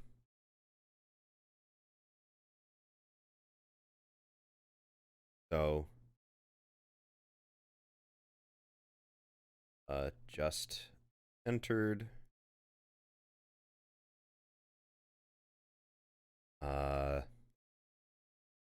100-year Lucy. So the brand new Lucidite is basically your girlfriend telling you about the crazy dreams she had. So like nothing. It is mundane. That person is still normal person for most intents and purposes. It's just there's a kind of haze, but an increasing. It's like a shifted capacity. Whereas at the far end of the scale, we're basically talking Dr. Manhattan. So fully separated out from the world. I'm tired of these people. And in fact, there is a danger to Lucidites who are so hyper attenuated that the very reasons for their interaction with normal people in the first place ceases to be, and as such you can Halo kind of touches on this with rampant AIs. I don't like rampancy, at least not in this circumstance. I think it's more that it's not that they go crazy. It's that the base the building blocks, right? The foundation on which their rationale and thought processes are expanded from. A superannuated Lucidite, those blocks begin to shift. And so their fundamental understanding of reality and purpose begins to change. And as that changes, how they are aligned to the people around them might stay the same. Or, even if that relationship shifts, it might still be germane to maintain as is. Or, the Lucidite running the space station is like, I actually don't need any of these people, and I can be fully self-sufficient, and they're really annoying, so I'm just going to airlock everybody. And then, jump into the fugue and disappear into space, which is something that happens. All right, let me catch up on chat.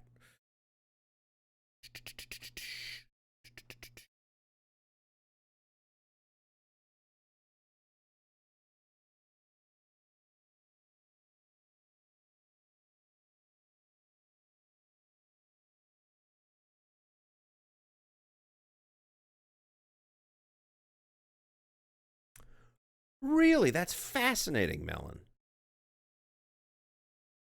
So for the chat, funny enough, regarding the discussion about canon, guild navigators in Dune having stages is something David Lynch introduced in the 1984 film, but Herbert liked it so much that he added it into his last couple novels. Fascinating. Flying Debris, welcome. Your ears must have been ringing because we were talking about some of your excellent illustrations earlier. Are Lucy's like a career choice or like an ideology?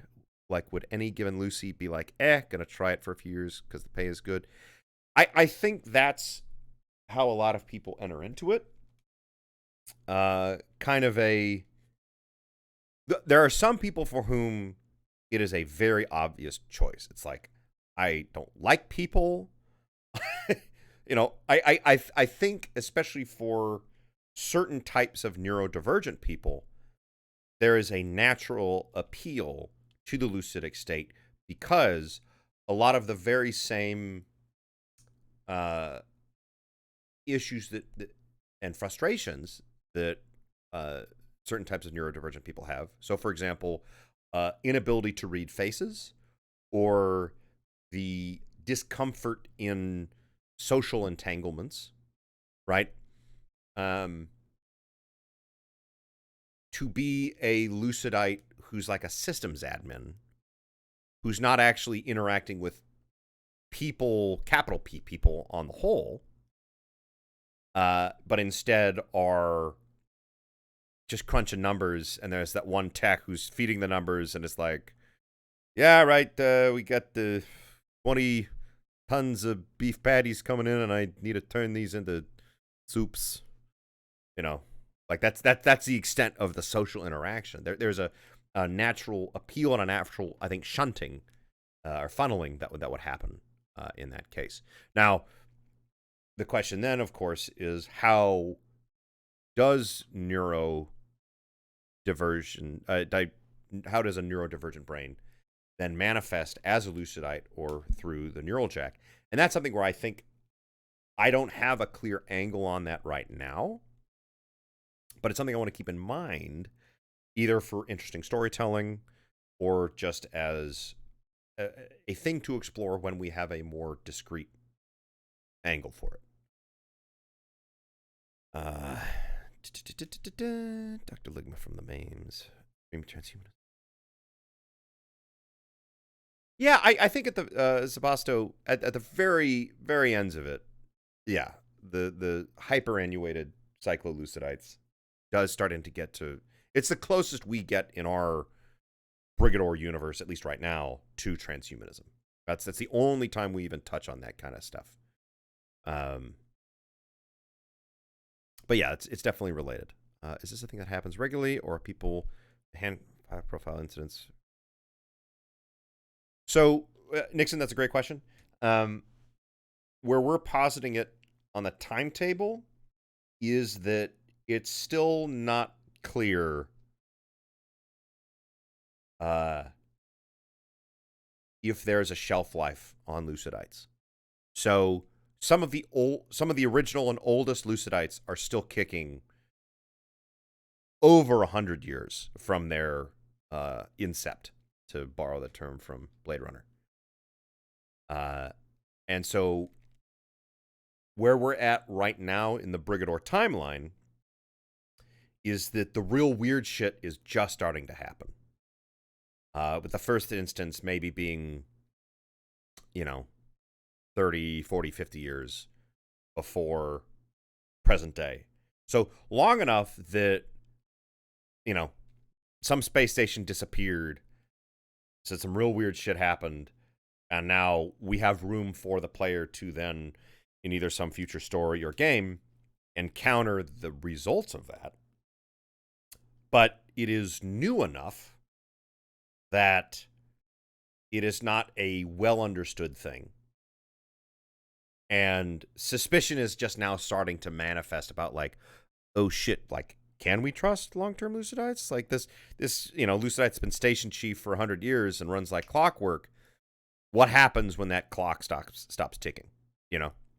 And that's so another reason why I want to interact with that is because Storytime number 2. I need to make a lore board screen, and I need to make a Storytime screen. Let me make a note of that. To add or stream or strem or alert and Storytime.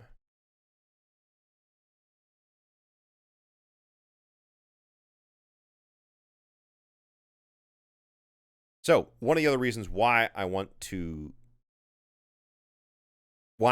position Lucidites in this particular way is because one of my best friends from high school is now an urban planner.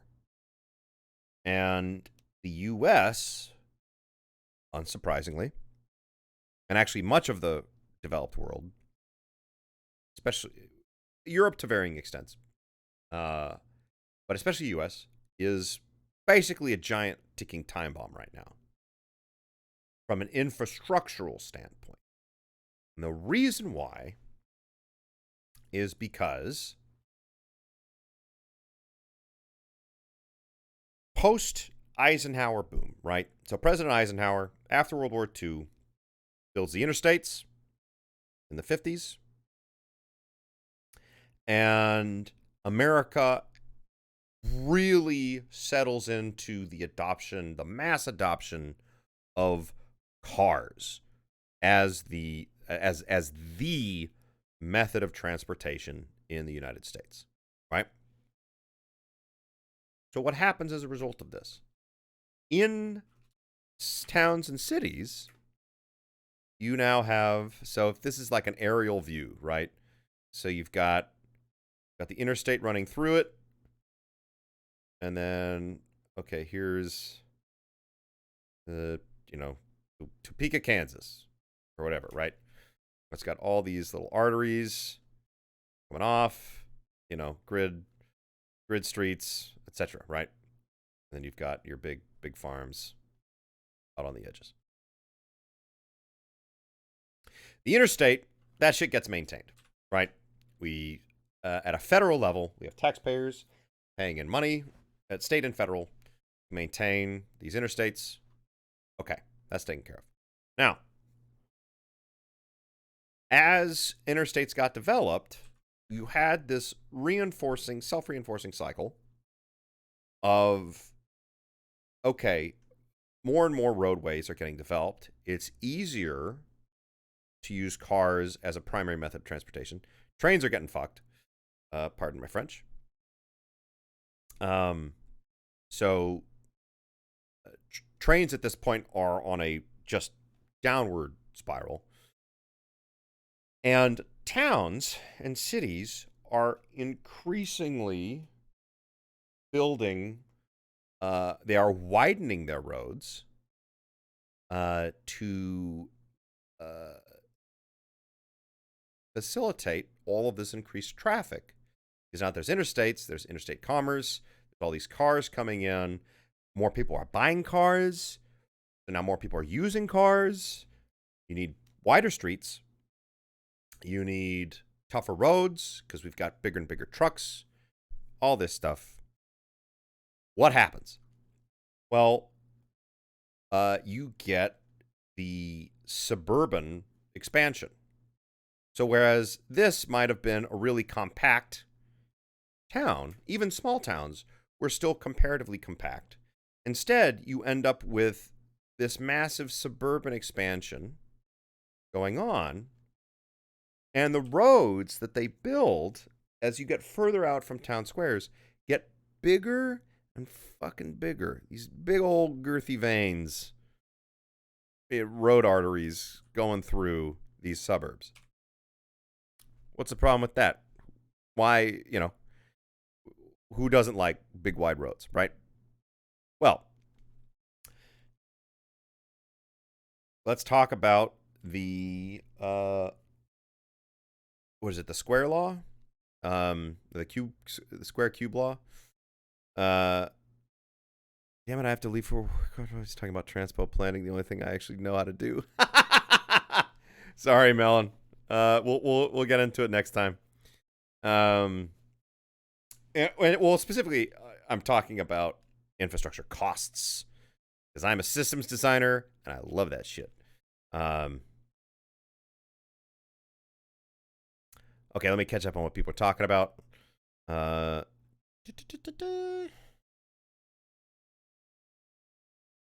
Humanism, regularly.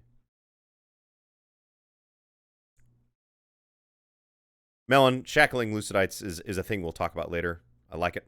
Probably involves some kind of lobotomization. Dual key arrangement.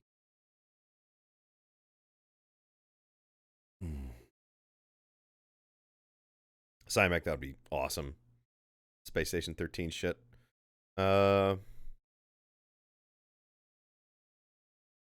Nixon, we do want to talk about like chaining Lucidites. That's another kind of branch on this kind of stuff. And I where I'm interested in that is, again, what are the frontiers, right? How are people beginning to engage with this stuff? So that way we can tell those stories, right? Give your best lines to your best characters, or in our case, have your best stories be at the time that your storytelling is happening.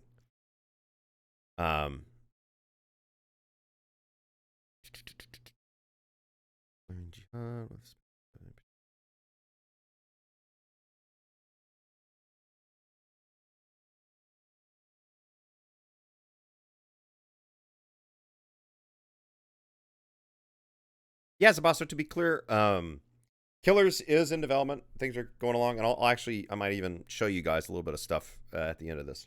A little treat for sticking around for lore talk. We got some real cool work going on. Later, Nixon. Thanks for hanging around. Oh yeah, Melon. Yeah, catch the VOD later. Stream kicks ass. Thank you.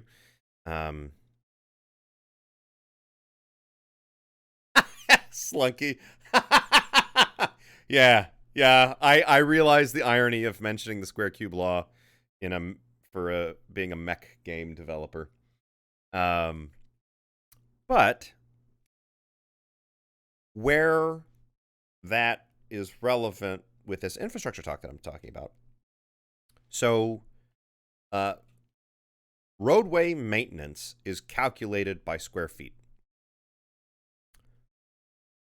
Now, the wider your roadway, the more maintenance per foot you invoke. In of itself, okay, this is we have a pretty basic understanding of this. This expands. Actually, it's incorrect to invoke the square cube law because this actually increases linearly. But where it's relevant is that the bigger your road, the higher your maintenance cost. And at the municipal level, the way that you pay for roads is you tax the houses around the roads. Now, where are the widest roads in most towns and cities? Outside of the interstate. Outside of the interstate, you've got a couple major arteries coming off of the interstate itself. But then otherwise, the widest roads on average are on the outskirts. They're in the suburbs. And what are suburbs? Suburbs are low density, single family housing with very, very wide roads. And so what happens is an initial cost has been paid to lay, actually, no, this is a suburb, so it's all going to be curly Q bullshit. Hey, get lost, asshole, in our insane, unnavigable suburb. This is our hell suburb, right? And this is feeding off. Okay, we got a main artery. Let's say we've got one other street that like feeds in here and here, right? Now, the density, the housing density for something like this in a suburb is extremely low. And so what ends up happening is, even if you really jack up, so the initial cost of laying all these roads, of laying all of the water pipes, electrical lines, fiber optic, all that stuff, That is a one-time fee that is oftentimes eaten by the city itself or by developers. But then after that, the maintenance must be relied upon. You have to rely upon municipal taxes to service that. But we have constructed almost, I think it's something like 90% of suburbs in the United States have been constructed with a lower density, a significantly lower density than is required to afford to service the maintenance costs of the massive infrastructure that has been constructed around those suburbs. So we've got, in plan view, right? Huge road.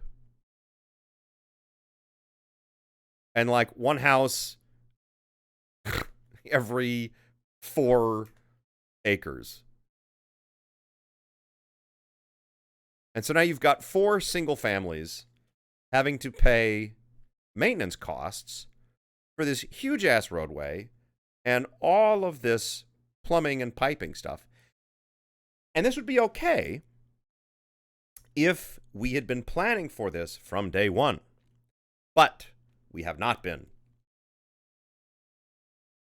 Almost all American suburbs or municipalities are underwater with regards to infrastructure. They just don't know it yet.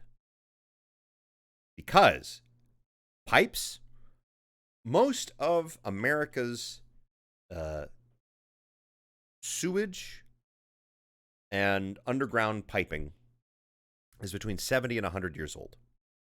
We're right at that tipping point where most of this shit should have been replaced 20 years ago. But what's actually happening is we're only replacing stuff when it breaks. The late 20th, 21st century classic American behavior, right? We are not, stitch in time saves 9. Americans do not understand this concept anymore. So we are actually compounding the problem because not only are we overburdening admittedly affluent, but again, overwhelmed, insufficient density communities with massive infrastructural debts or burdens that the cities themselves aren't even thinking about yet.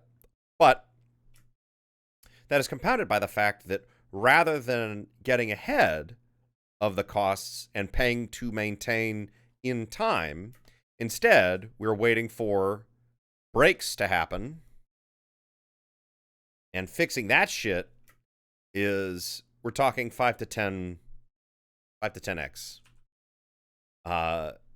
costs to repair and maintain.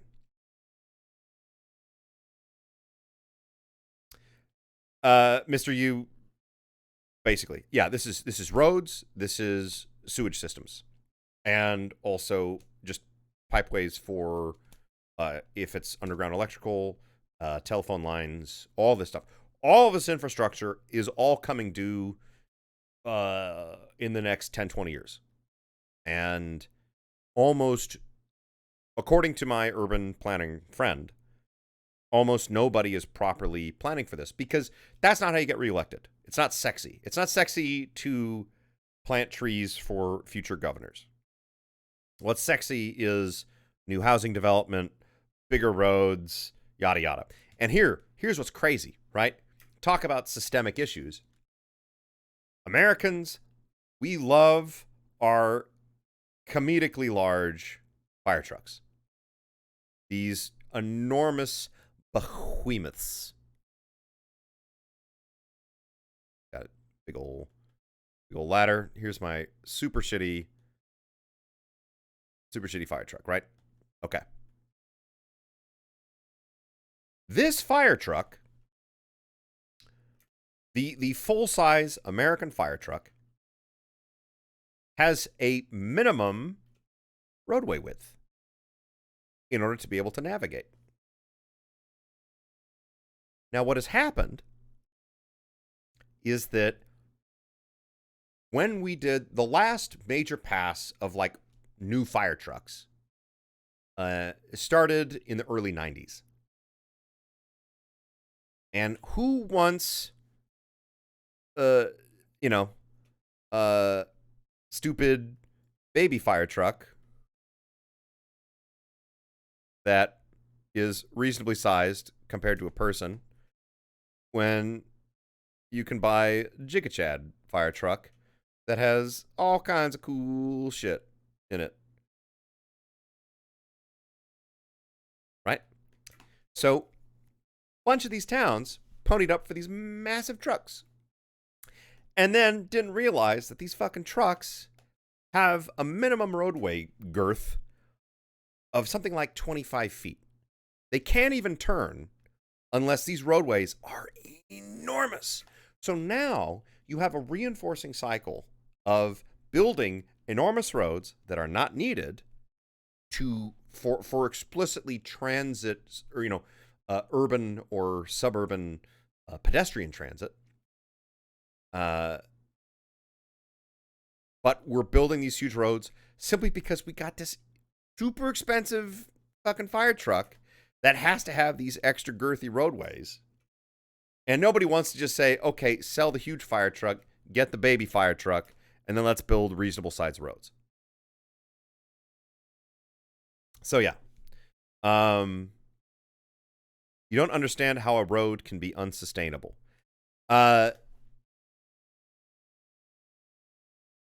It's not that the road in and of itself is unsustainable. It's that you have to think of roads and just in general urban infrastructure. People have to pay to maintain the infrastructure, right? And so in order to maintain that infrastructure, you have to, and this is more modern thinking. People might have been doing it intuitively before, or rather just kind of followed then best practices. But what happened is post-Eisenhower era, we scaled all this shit up, and the sustainability practice, in most cases, did not also scale up. So your width, the width of your road, incurs a base rate. So let's say this is like, at 15-foot road.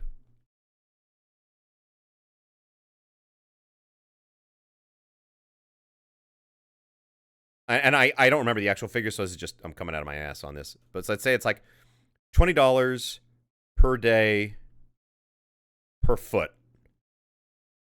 of roadway for a 15-foot road. Versus a 30-foot road is 2x that, right? So that's $40 per day per foot. And so when you compound that across an entire subdivision of a town, let's say this one has 40 houses, equals, at full capacity, 40 families. And because this is a suburbs, let's say that's, 5,000 feet of road at $40 per day per foot. Versus high density zoning, you're looking at a smaller area, 200 families.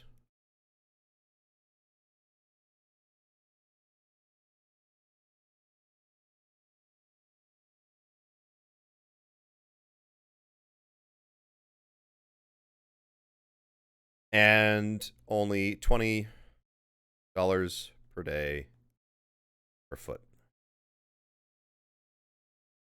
So it's just non-scaling, or it's rather people not anticipating the scaling infrastructural costs of the things that we build. And this is why, bring it back to video games, this is why everyone should play XCOM. And I'm talking about 1990s XCOM, baby. Because at the end of the day, that is not a tactical turn-based combat game. That is a financial planning simulator. And XCOM teaches you two things. One, become a black marketer and become an illegal arms dealer and corpse trader. And two, balance your fucking budget. Because otherwise, you're going to go into the red, and the aliens are going to take over the world. So that's the real lesson. Well, yes, everyone knows. So you need to create a good return on investment business to then sustain expanded urban planning. So in our case, if you want to have big old suburbs that do all this shit, you need to either legalize cocaine and tax it, or the towns need to covertly sell that cocaine to other towns and then use those profits to subsidize this insane infrastructure that we have built for ourselves. And the problem is, all the fucking clowns who engaged in all this stuff are all going to be dead, or are all already dead, by the time the piper has to be paid. And so this is a compounded problem because the people having to solve this problem are disconnected from the provenance of it, from how this happened in the first place. Now, to limited extents, it's possible to backtrack, but when the people paying aren't the people who caused, A, it just blows for the people paying, and B, it is harder to process and internalize those lessons. Oh, Robert Moses. Yeah, baby. That, if we want to get into it, there's a book about Robert Moses that is incredibly long that I highly recommend called The Power Broker. I'm going to recommend all of you read this because it is one of the greatest explanations of how grift, graft, and corruption are endemic to certain urban situations. And it's required reading for understanding pretty much any large-scale system involving human decision-making and interaction. Okay, time to catch up on the rest of chat. Ta-da.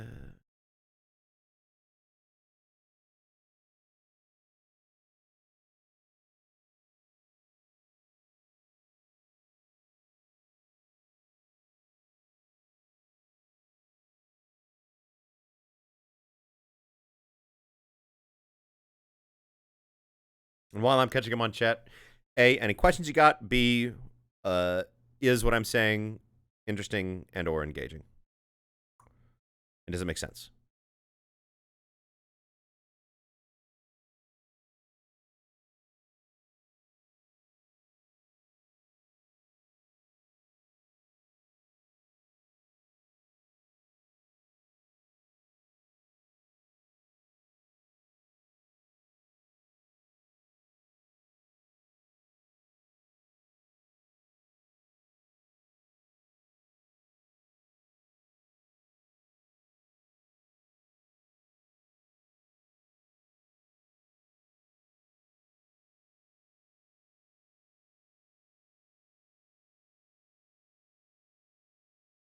Yeah, Simac, that's, yeah, the referendum to disallow the city from making any improvements over $1 million without a direct voter referendum. All this stuff is nuts. And we're currently going through a kind of, sort of a crisis, because it's a combination of I think there's just a general crisis of confidence in any political leaders in the United States at all. I don't think that's unique to the United States, but I think it's particularly manifest right now in the United States. So we have not, by and large, had good governance for a very long time. And the other problem is that we've been in this sort of self-reinforcing system of feedback where it's kind of like Twitter, where extreme takes, either positive or negative, rule the land. And so everyone goes for the big meme shit in order to either get attention or to seize power. And as a result, none of that is actually constructive. And this has metastasized to the point where there's, I think, a general mistrust of any political leaders in both confidence and also just, I think, a disbelief or an unwillingness to even see or engage or to seek out the few people who try to buck that system of like, no, I'm not here to be a flashy hot take Twitter guy politician. I'm here to actually to talk about the least sexy stuff possible that actually matters, which is like our roads are fucked, our pipes are fucked, our bridges are collapsing, and everything in our town is too expensive. And it's all going to collapse in a mountain of debt and infrastructure. That it just, because of the current social dynamic, it is almost impossible for those people to win. And so we are now in this kind of self-propagating system that is manifesting in so many of these different ways. I don't know if I'm equipped. Like, these are things that I'm interested in touching on with Killers, and we're touching on a lot of stuff in Killers. It's a huge game, but I don't know yet if, we haven't gotten to the lore dump stuff part of the development yet. So we'll see just how much of that is relevant, but it is stuff that I'm thinking about and I'm interested in as we're working through this.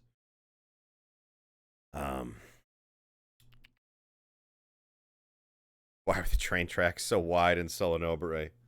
Yeah, I mean that's the these are fun things to interact with, and that can maybe be a fun lore entry talking about the ultra wide train gauges and how that affected the functionality of trains and the maintenance and yada yada. Slunky McGee, I hope we get this entire discussion about road logistics in a lore entry.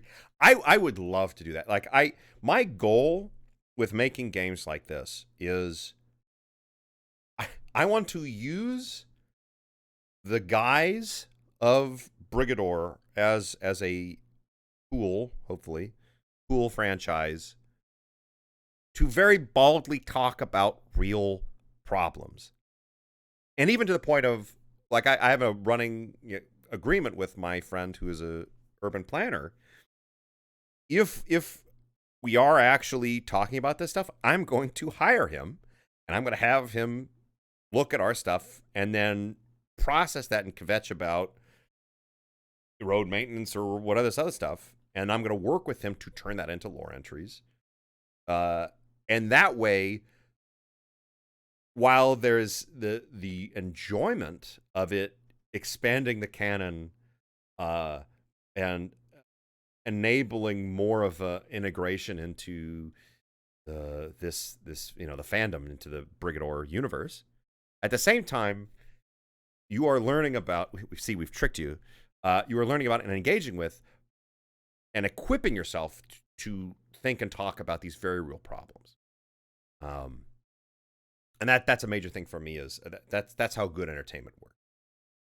It's not that it has to be explicitly didactic, but that good entertainment is speaking to the truth in some capacity, whether it be truth about human condition or the truth about infrastructure or something, right? And that's the difference between the type of stuff that we're trying to make versus like a problem play, right? It's like, oh, killing people is bad. Well, oh, cool, thanks. I feel so much better now. Thank you for telling me that killing people is bad. Don't Kill People video game.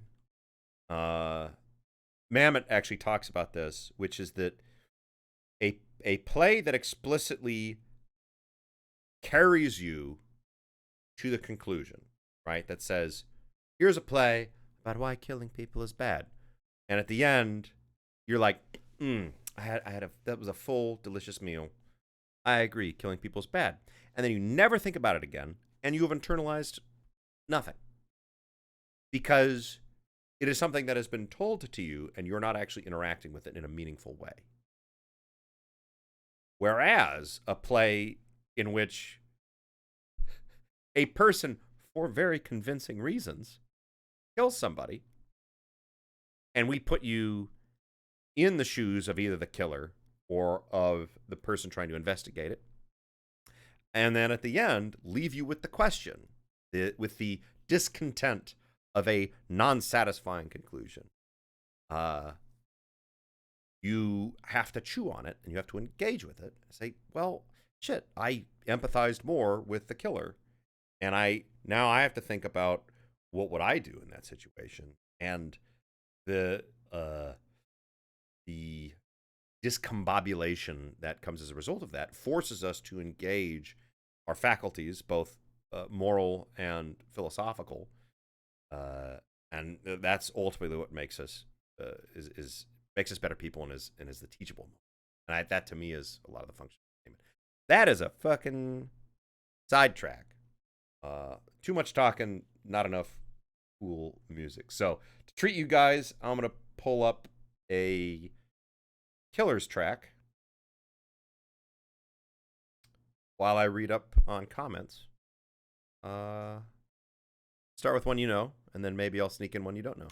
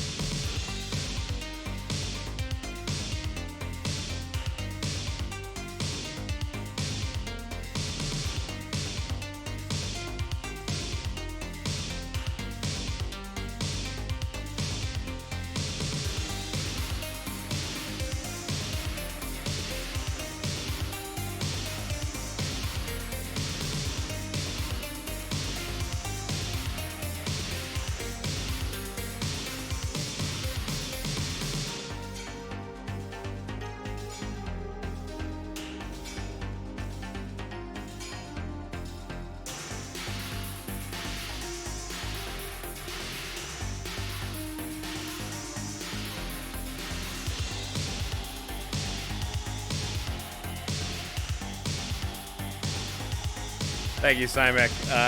Yeah. You don't ask if you're engaging, you just lay what you got on the table and people deal with it. I appreciate that. Also, Grumpy Badger, I know you're already gone, but if you look back at the VOD, thank you very much for participating.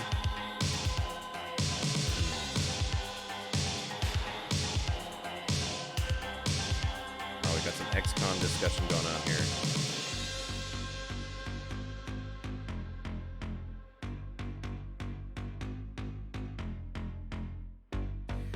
The silly, if I'm pronouncing that right, yes, this is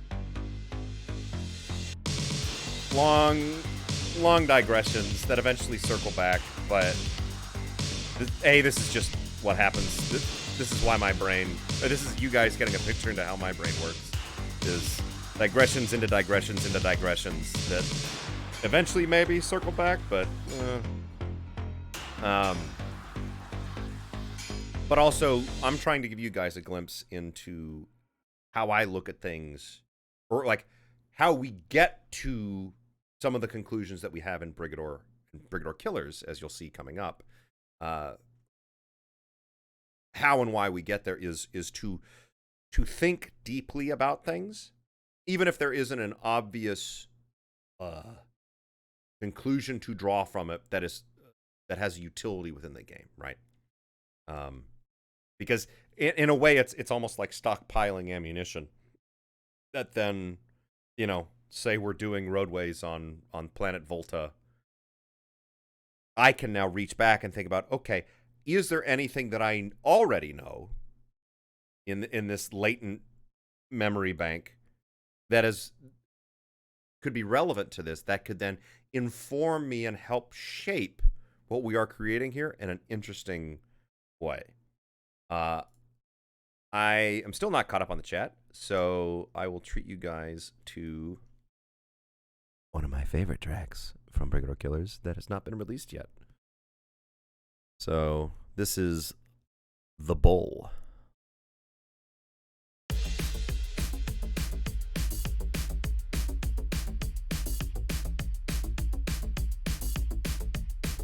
Get ready for your heart attack.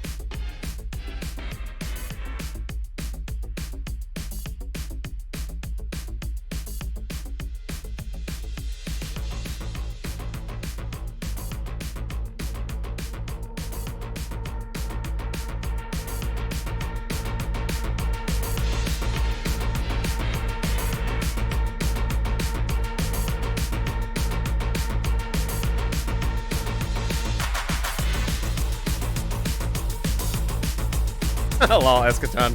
Came for the brain, stayed for the train.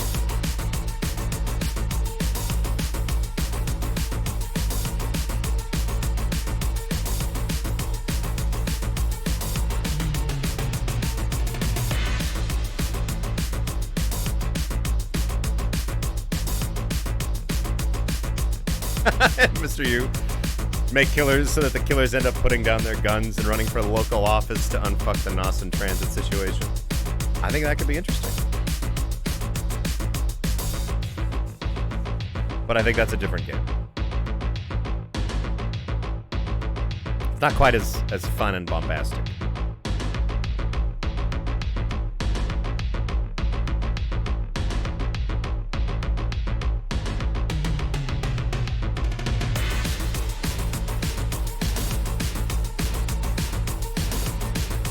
Eschaton, here's the other thing too, is for as grim as a lot of stuff we talk about and put into Brigador,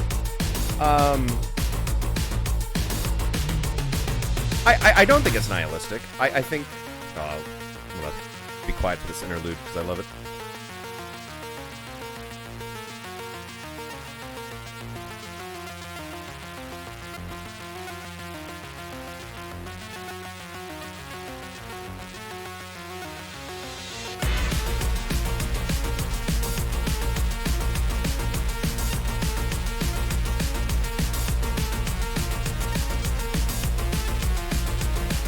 I still think Brigador is a fundamentally optimistic universe because there are people doing things independently, and while there is a great oppression that is happening, there are still kernels of independence, both literal independence and independence of thought. How's that? You guys like that one? That track was called The Bull. Megaman Vanity said has been touring that song in particular, but also a significant part of the Brigador Killers soundtrack over the last year and a half. And that one in particular is live. Ooh, people go nuts, rightfully so. But yeah, so Mr. Yu, to address that other point that you had, I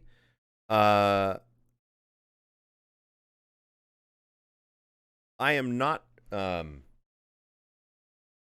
not trying to make explicitly didactic games. I am still of the opinion that games are the ultimate goal of entertainment is to be entertaining. That has to be the primary goal, to delight and surprise. Now, I think what makes something fundamentally entertaining is to have it speak the truth about something. And so, if you are meaningfully engaging with it, I think that you cannot help but, if not be explicitly didactic, to engage people in topics that, or to broach interesting topics that then give people a foothold to engage. Istophobic, a person who attempts to silence, shame, and demonize anybody who disagrees with them on any subject by calling that person names that end in ist or ophobe. Interesting. I have never heard that term before.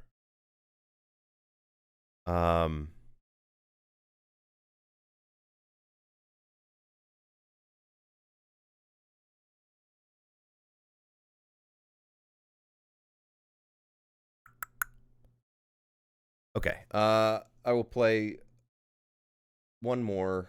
This one is already released, Strange Bedfellows. I'm going to play this while I actually catch up on chat. Stop talking. I love this song so much. Lore alert. This song was inspired by Phil Bromlin.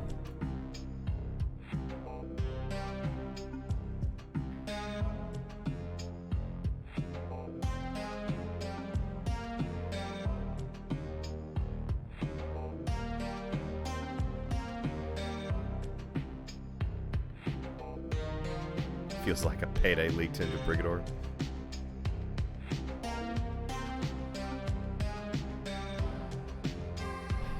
Silly, the first track that we played was called Annihilation. So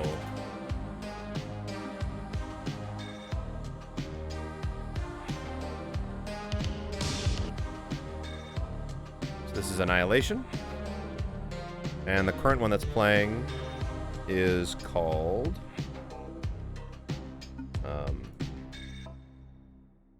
this one was called Strange Bedfellows. I will link that one as well.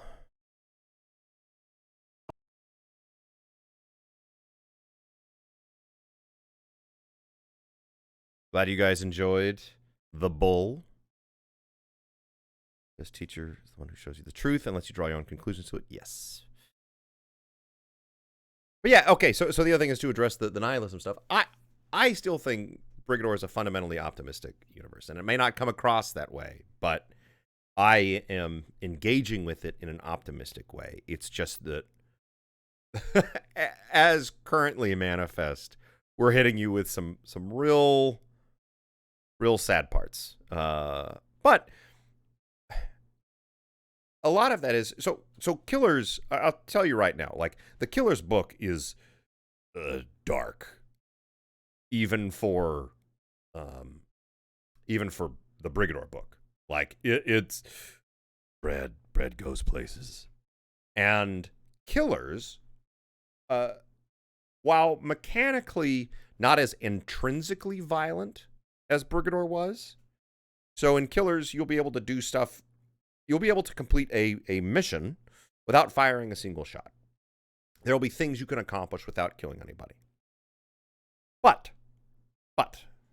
one, the game is much more zoomed in, and so the violence is much more intimate.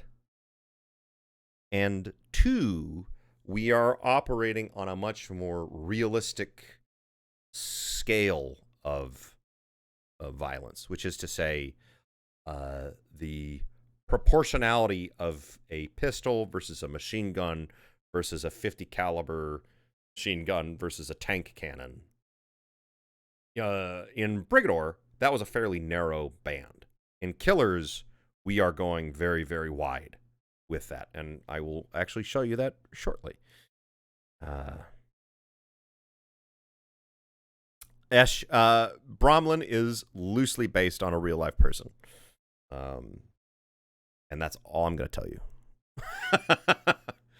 That's in response to Esh saying, Phil Bromlin feels like he comes from a source outside Brigador to some extent, as he borrowed from another source in your head. So that instinct was correct. So congratulations for sensing that. But yes, he is loosely inspired by and based upon a real life person, including his physical resemblance.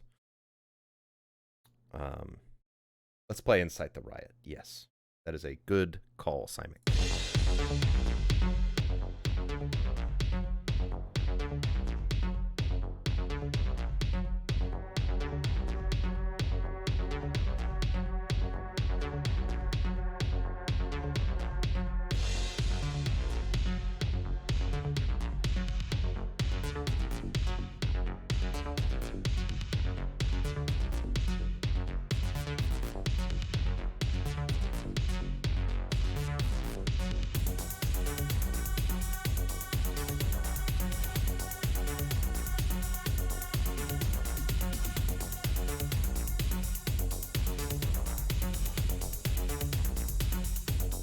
Bromlin does deserve his own episode.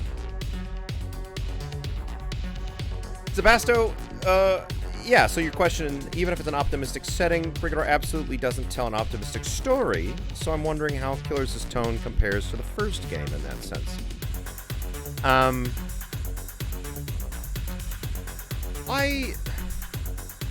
mean, Killers is still in development. The book is done. And we're basically just going to sit on it. We'll release, I think, the first couple chapters prior to the game coming out as part of the promotion for it. But,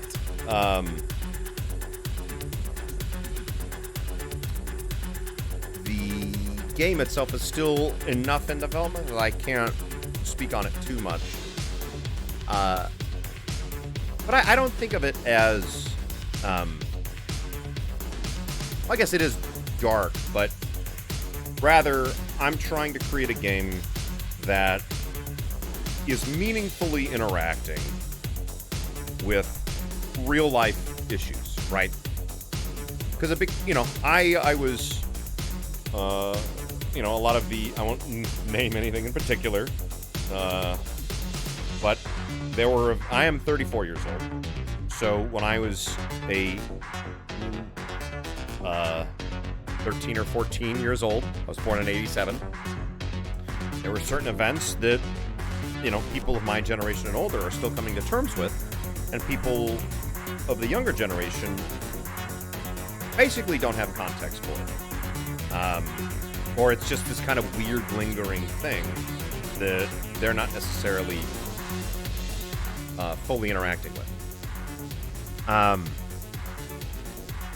And so a lot of what I'm trying to do, I'm a verbal processor.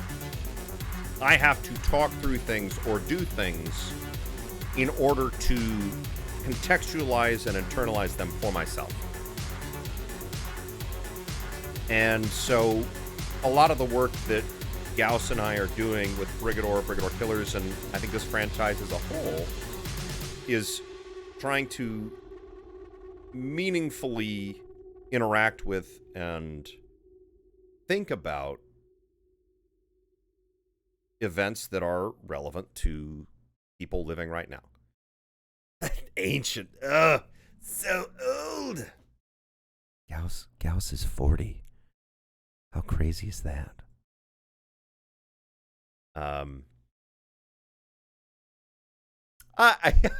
I see what you're saying, Mr. Yu. Yeah, certain parts of it are anti-escapist in that they are interacting with the real world in ways. But ultimately, it still is a video game, and so it should be fun, right? There is a humor to the war criming stuff in Brigador. And in the same way, the intent is not for Killers to be lugubrious. And that's where, for example, we are taking certain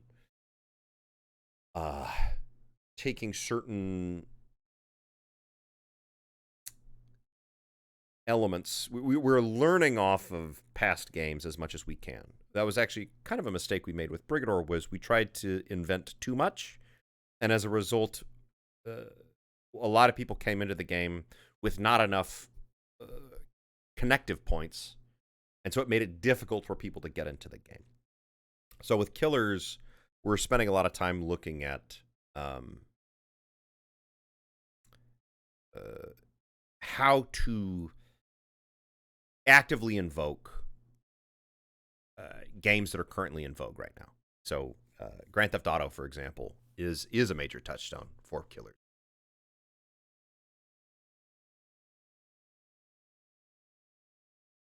And yeah, and being able to just run around in a big mech and blow shit up. I mean, that's still going to be a core part of Killers. And where Killers is different from Brigador is whereas Brigador was an explicit mission structure that had static setups, Killers is going to be much more freeform.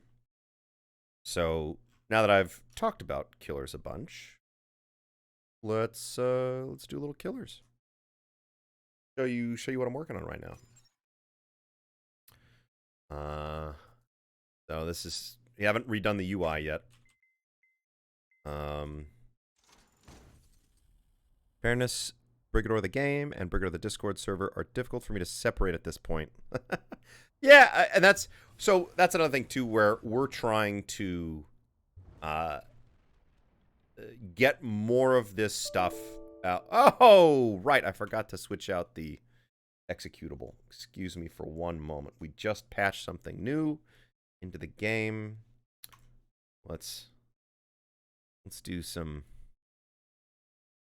Let's get the real shit right here.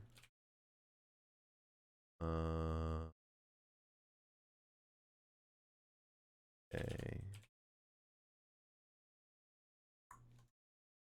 Show you guys what my work actually looks like. This is how I really spend my time. What's another? While I do this, let's treat you with one more.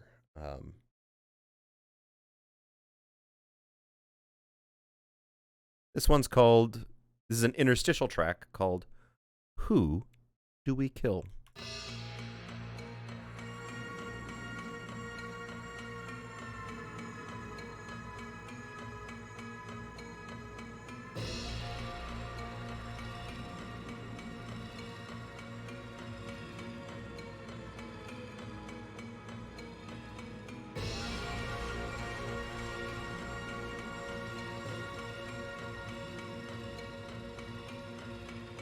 Yes, I did say, who do we kill?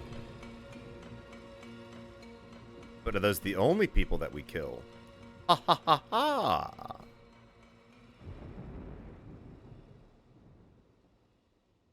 Who knows? Real strong Big Trouble in Little China vibes. That is a touchstone right there. Can never go wrong with Big Trouble in Little China. I need to pull the executable.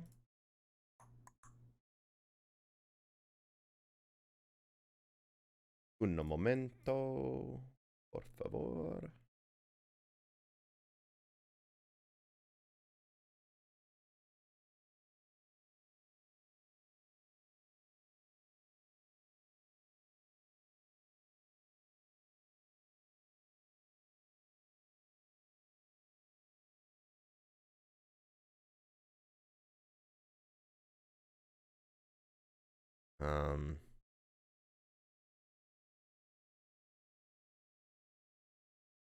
Yeah.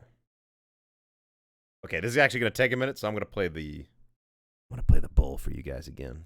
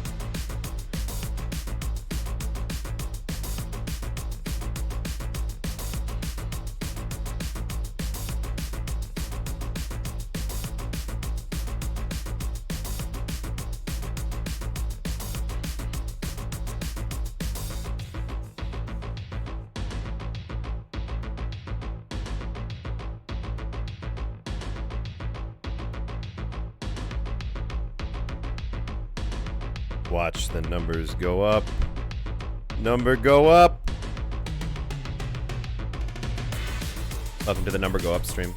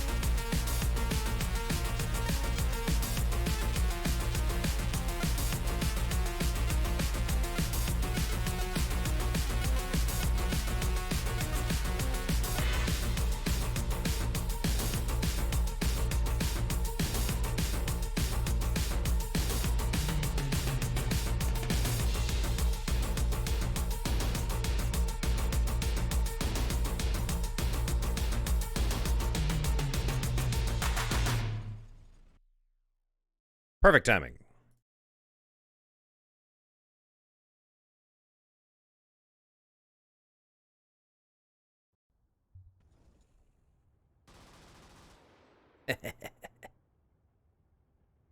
Lemon tea. Hey, Stellar Jockeys. You were mentioning how Brigador is supposed to be a fun game while also dealing with the fact that you are slaughtering your way out of Solenobre. I'm curious your thoughts on HM1, 2. Hitman 1 and 2? Are you talking about Hitman?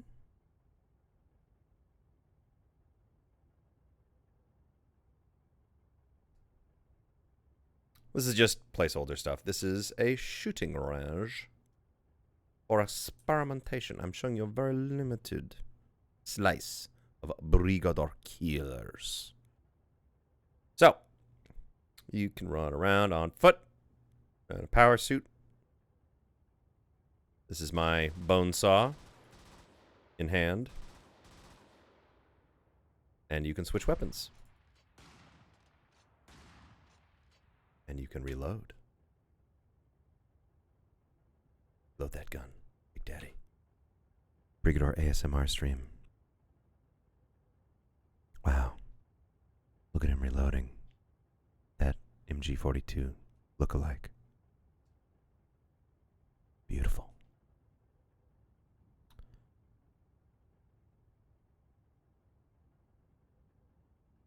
Hotline Miami. Ah, yeah. Hotline Miami is interesting. It's a great game. Great games. Cactus, and I forget the other guy's name. Interesting fellows. I think while aesthetically we're coming from similar places, as in lone gunman running around shooting a bunch of people.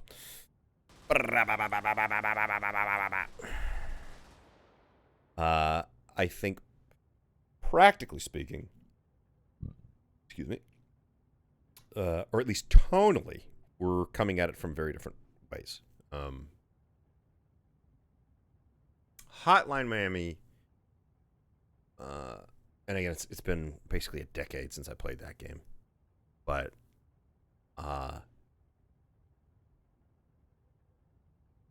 Hotline Miami was operating on a much more personal scale, at least from my perspective, and much less on an institutional or systemic level. That's whereas, at least my angle, and again, this is from an authorship standpoint, this is where I'm coming from.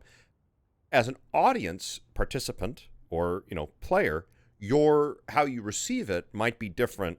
What I'm laying down might be different from what you're picking up, and that's okay. But from my perspective,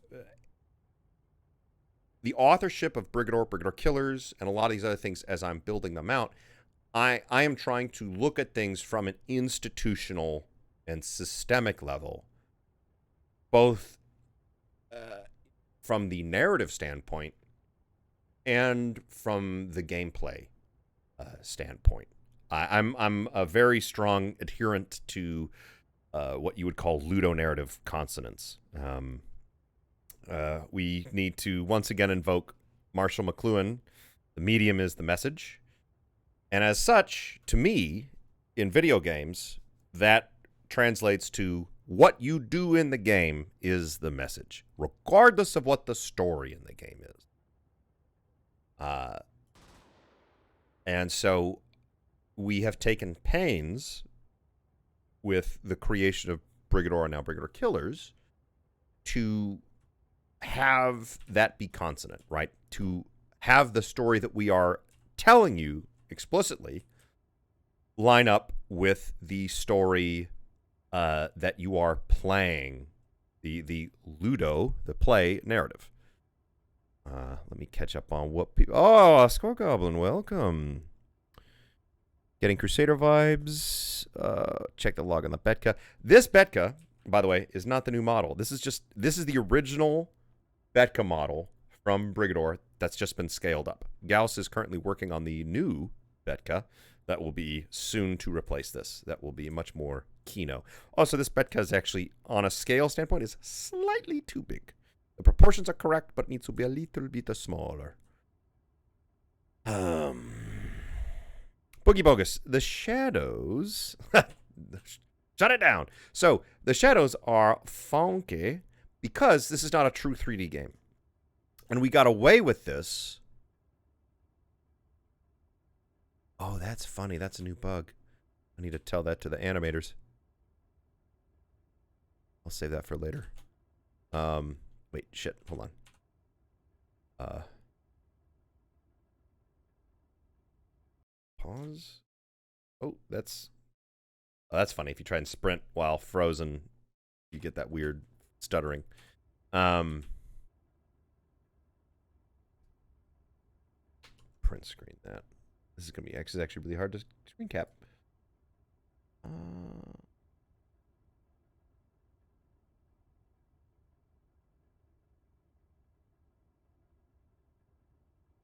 Yes, okay.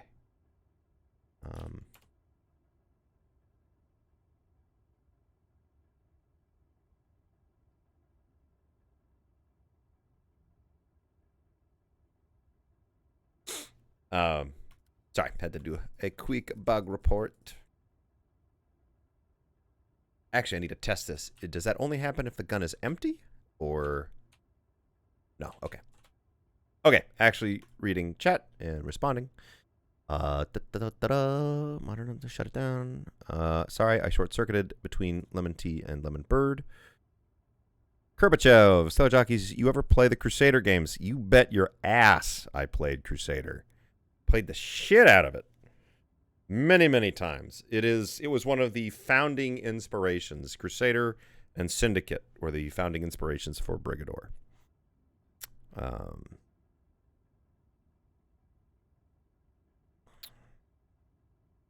Yeah, so Eskon, yeah, that's actually incorrect. So back to the shadows. Sorry, that's what I was talking about earlier. It's not a bug. It's just that it's a fundamental limitation of the engine. Brigador is not. The Brigador engine is not 3D. This is all a 2D illusion. And because it's not 3D, proper shadows require having full 3D information.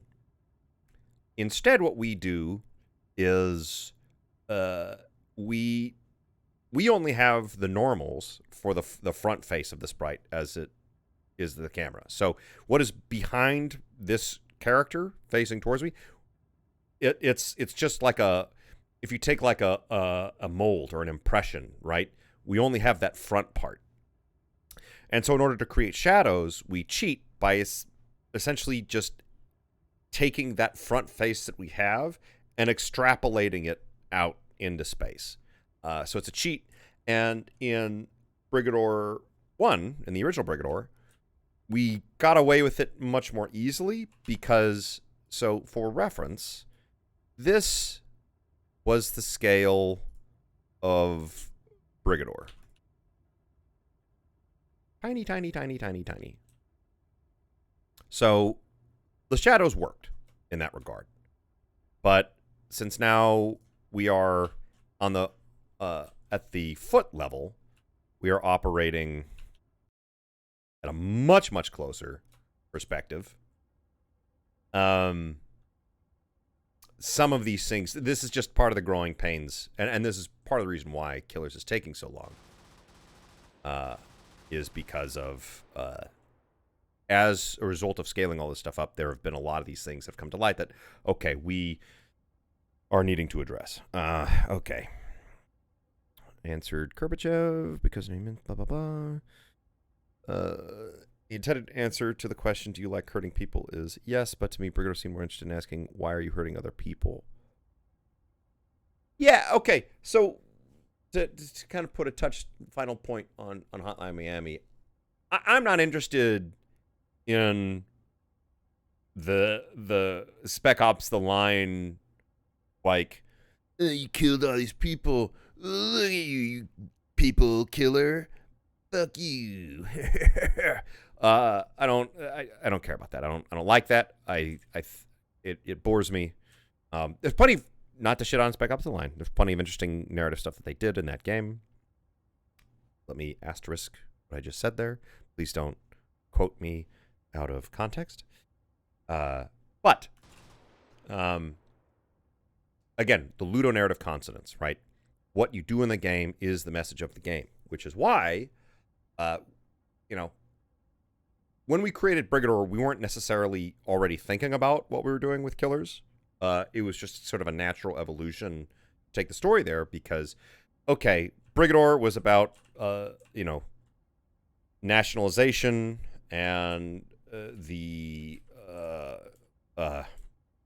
just disgusting largesse of, in a negative way, of like U.S. government and interventionism in South America and the Middle East, and of how we have appropriated for decades in a functionally colonialist empire the resources of other countries and brutally put them down as soon as any meaningful resistance mounts. See insane things like the Coca-Cola death squads, or what the CIA did to the banana republics, all that stuff. So we were engaging with that in Brigador. And then now with Killers, from a story standpoint, what we are trying to do is... So Brigador was asking the question of what happens when you engage in that stuff. And then Killers is asking the question of what is the response? And how does that play out? And what I'm not interested in, what I'm not trying to do is tell you how to feel about that, because I don't know how to feel about that. I think it is more interesting to ask the question, because then there is a discourse that can happen as a result of that. And I don't want to rub that shit in your face. I think that's boring and uninteresting. I think it's much more interesting to say, okay, here's what happened. Here's where we're going. The Solenobrans are a people who have been genuinely transgressed against. So, to an extent, they are in the right to respond in kind. Now, is that moral? I don't know. And I am not a clever enough man to have an actual answer to that question. So all I can do is ask it and put the player into interesting situations where they can then engage with that question. So that's, and that to me is the beauty and the interest of video games, and where video games stand apart from film, television, books, anything else, is because of the participatory element, and why ludonarrative consonance is so important is because what you do is the message. And so I am only interested in making games where those elements are interlinked. Cells interlinked within cells. Let me catch up on chat. And while I do that, because it's going to take a minute, I will play a track for you again. Especially if we've got new guys in here. Let's play... We do have new guys in here. Exciting. Let's play... Who Do We Kill again? Kokuko the Death Squads.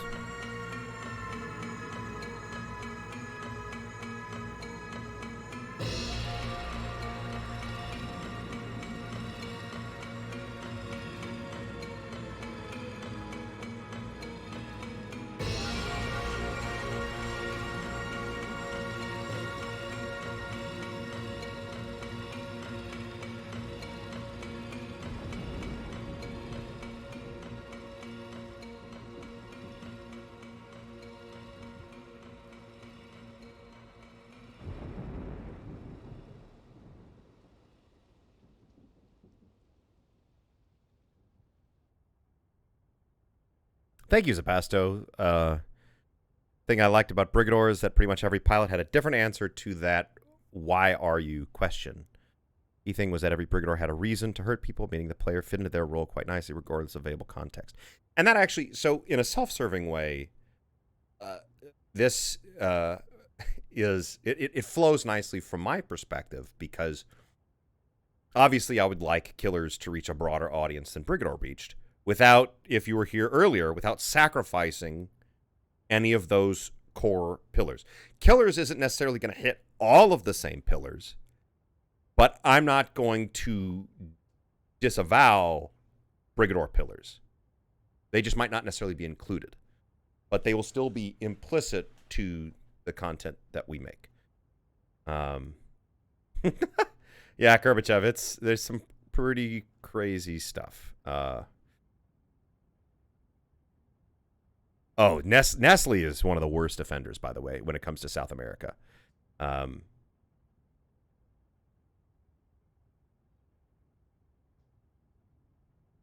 Mr. Yu, totally get you, not to get preachy, but I don't think it's that there's a meaning vacuum. I think it's that we are presenting interesting situations that force people to engage with it. And yeah, I think people might come to conclusions that I might not agree with, but I don't think that that's necessarily wrong or the artist's fault, because it's a two-way street, and it is a participatory medium. And ultimately, I am not interested in telling you how to feel about the game.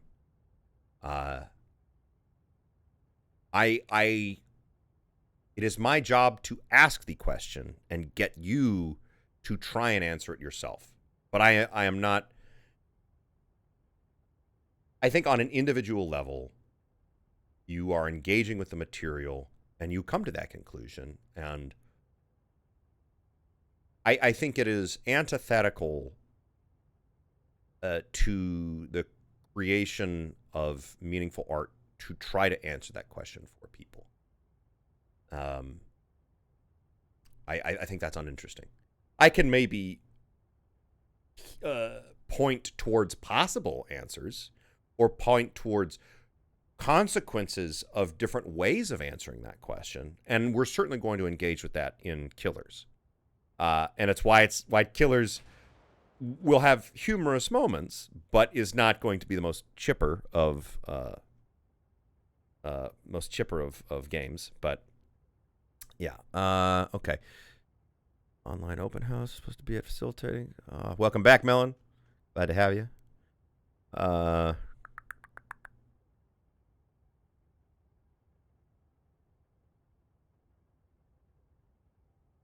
Psycho.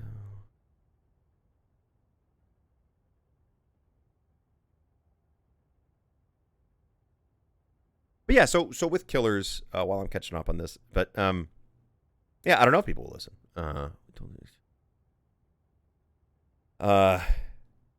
So a major touchstone for Killers is the movie Munich and the real life history behind it. So Munich is about the Israeli reprisal against the Palestinians for I believe the 1972 Olympics, where the Palestinians executed a bunch of Israeli athletes. And it's a very complicated situation, and I'm not trying to answer the question of whether that was moral. And I think the reason why Munich was a meaningful film to me is that Spielberg, well, I think Spielberg, because Spielberg is Jewish himself, and so that was heady territory for him especially. I don't think that movie comes away with a clear conclusion either. It's simply telling you these are some of the costs of how these people chose to answer that question, as opposed to assigning a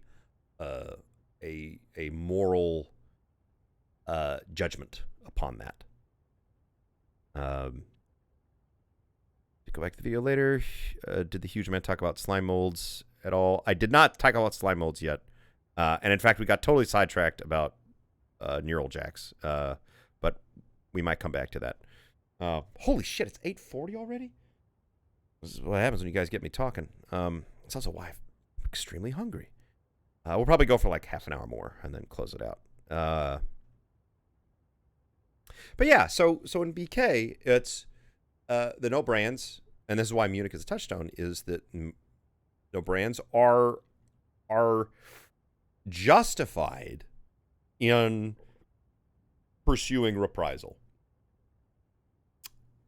And I keep thinking back, not Scorsese, director of Alien and Blade Runner.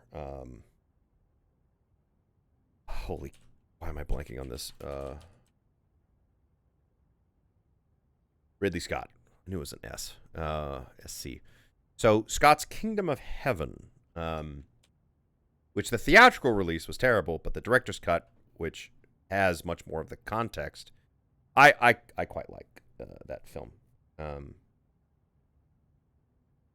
But I will pull up a relevant clip for that.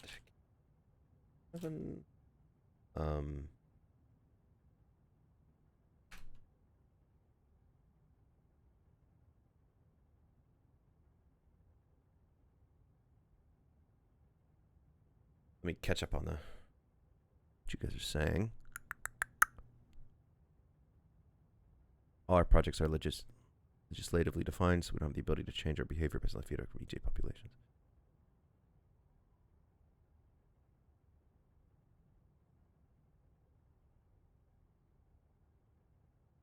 All our equity outreach is acting as salesmen for decisions that are already written into statute rather than anything that would meaningfully change a project. That sucks, man.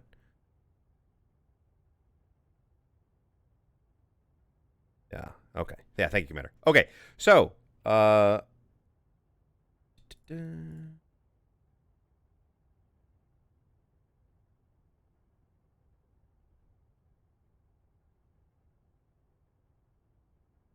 think, is this the clip?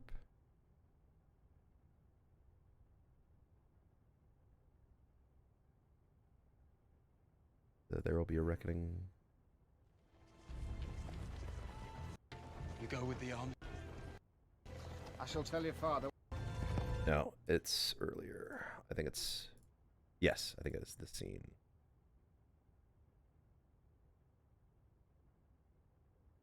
How find you Jerusalem? God does not speak to me.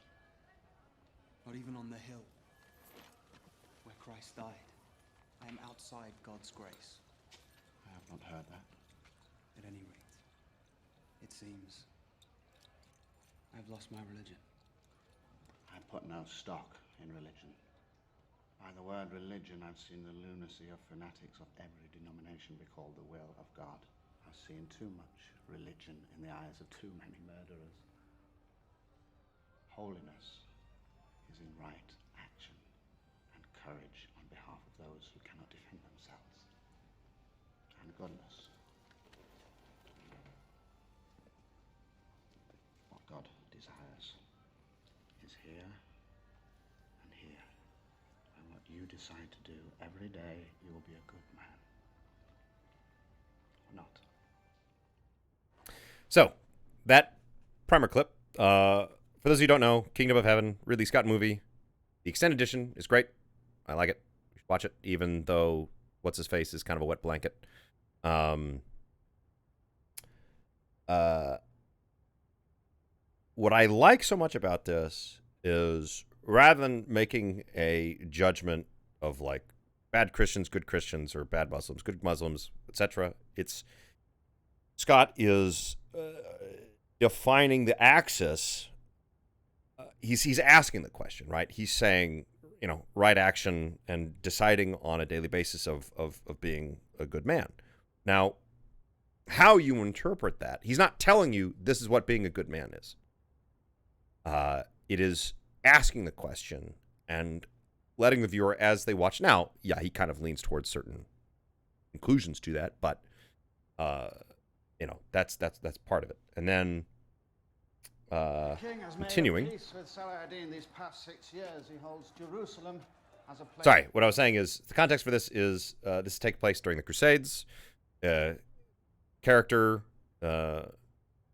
is now the Legolas guy was a blacksmith whose father was in the Crusades. Now he finds himself in Jerusalem, inheriting his father's estate, and crazy shit be happening. Loosely based on the truth. And of course, Saladin shows up in a very interesting way, but we will continue. Place for prayer for all faiths, as the Muslims did before we came.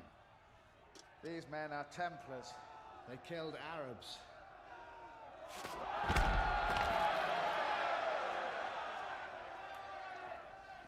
So they are dying for what the Pope would command them to do. Yes. But not Christ, I think. Nor this king.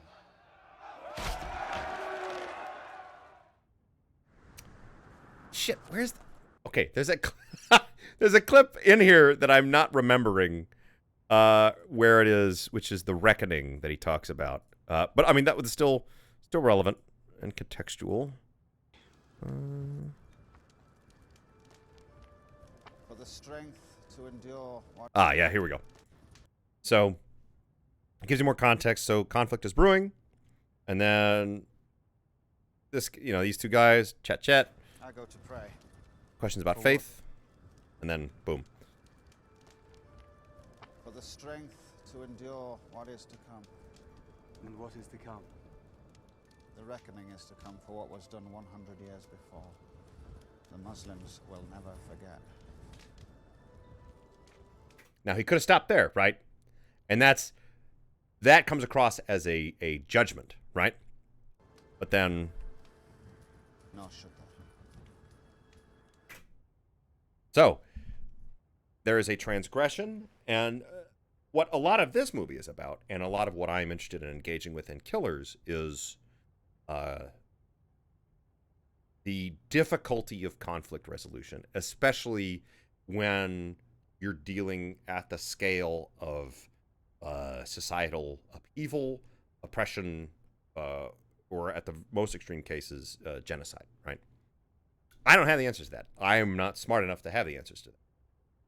I don't know if there is an answer to that, but I can still ask the question. I don't have to be nearly as smart to ask the question. So, that's the Kingdom of Heaven, Munich, and some of these other geopolitical, historic, some is more historic, some more recent. These are the things, are what are feeding into where we're trying to go with Killers. While at the same time, being a fun, cool game about driving a tiny tank around and absolutely shellacking people. So this is I've put a facsimile of a 25mm Buckmaster cannon onto this Betka, as well as an RPG. Now, again, because of the upscaling, there's a lot of effects that aren't in place yet. But let's jump the gap here. It's going to be very enjoyable. So this, right now, this has this Bushmaster, as seen on the Bradley, has a 6-round magazine. So pop, pop, pop, pop, pop, pop, pop. Reload. We have reloading now. And this is actually properly scaled in weight. So you can push cars out of the way, and they'll absolutely explode. And then I'll get in the car, drive around, and it'll crash. What we're working on right now is a system called reverse trample, where this car will have essentially a toughness statistic for the vehicles, so that when this car rams really hard into this tank, that tank is way tougher. This car will take damage, but not deal damage to that tank as it hits. The drifting stuff isn't fully implemented yet. Right now, it's basically... so I can actually show you our hover rust one. So you can see this is the simulation. So the size indicates the simulated scale of the wheels themselves, and then the position is where they are. And these arrows, the orange arrows show orientation. Blue arrows show the one of the vectors, I forget, and then the green, of course, is the overall velocity. And as the wheel representations turn from green to red, that is a representation of the friction. So we're actually simulating all of this. So you can see, right now this is a rear-wheel drive car. As I accelerate, the rear wheels are losing grip, but the front wheels still have good grip because they're not torquing, and because it's a rear-wheel drive car. I can change it so that this car is actually four-wheel drive. So let's go to the lower vehicle data. We even have Ackerman steering simulated. Thank you, Jacob. Namaste. And so let's make it so that instead this is a four-wheel drive car. And you see now, as I'm driving, the friction is much more evenly distributed across the wheels. And it's much grippier on the turning. It doesn't slide because the friction is distributed across the wheels. It's a very simplistic simulation of automobiles, but functional, and it's enough for our current situation. Now, if instead I make this a front-wheel drive car, friction, okay, is on the front side, and if I turn, the rear isn't kicking, right? It's not sliding out. But if I try to reverse, for example, it's real wobbly because a front-wheel drive car in reverse does not have nearly as much grip.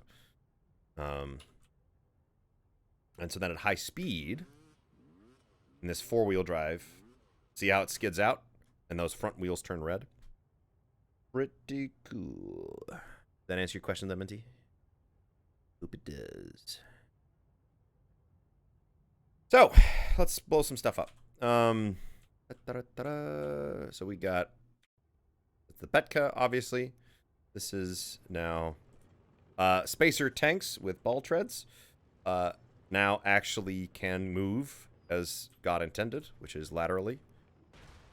And they have proper big boy cannons and a 50 caliber machine gun that absolutely shreds. And then you can also drive around little tuk-tuks.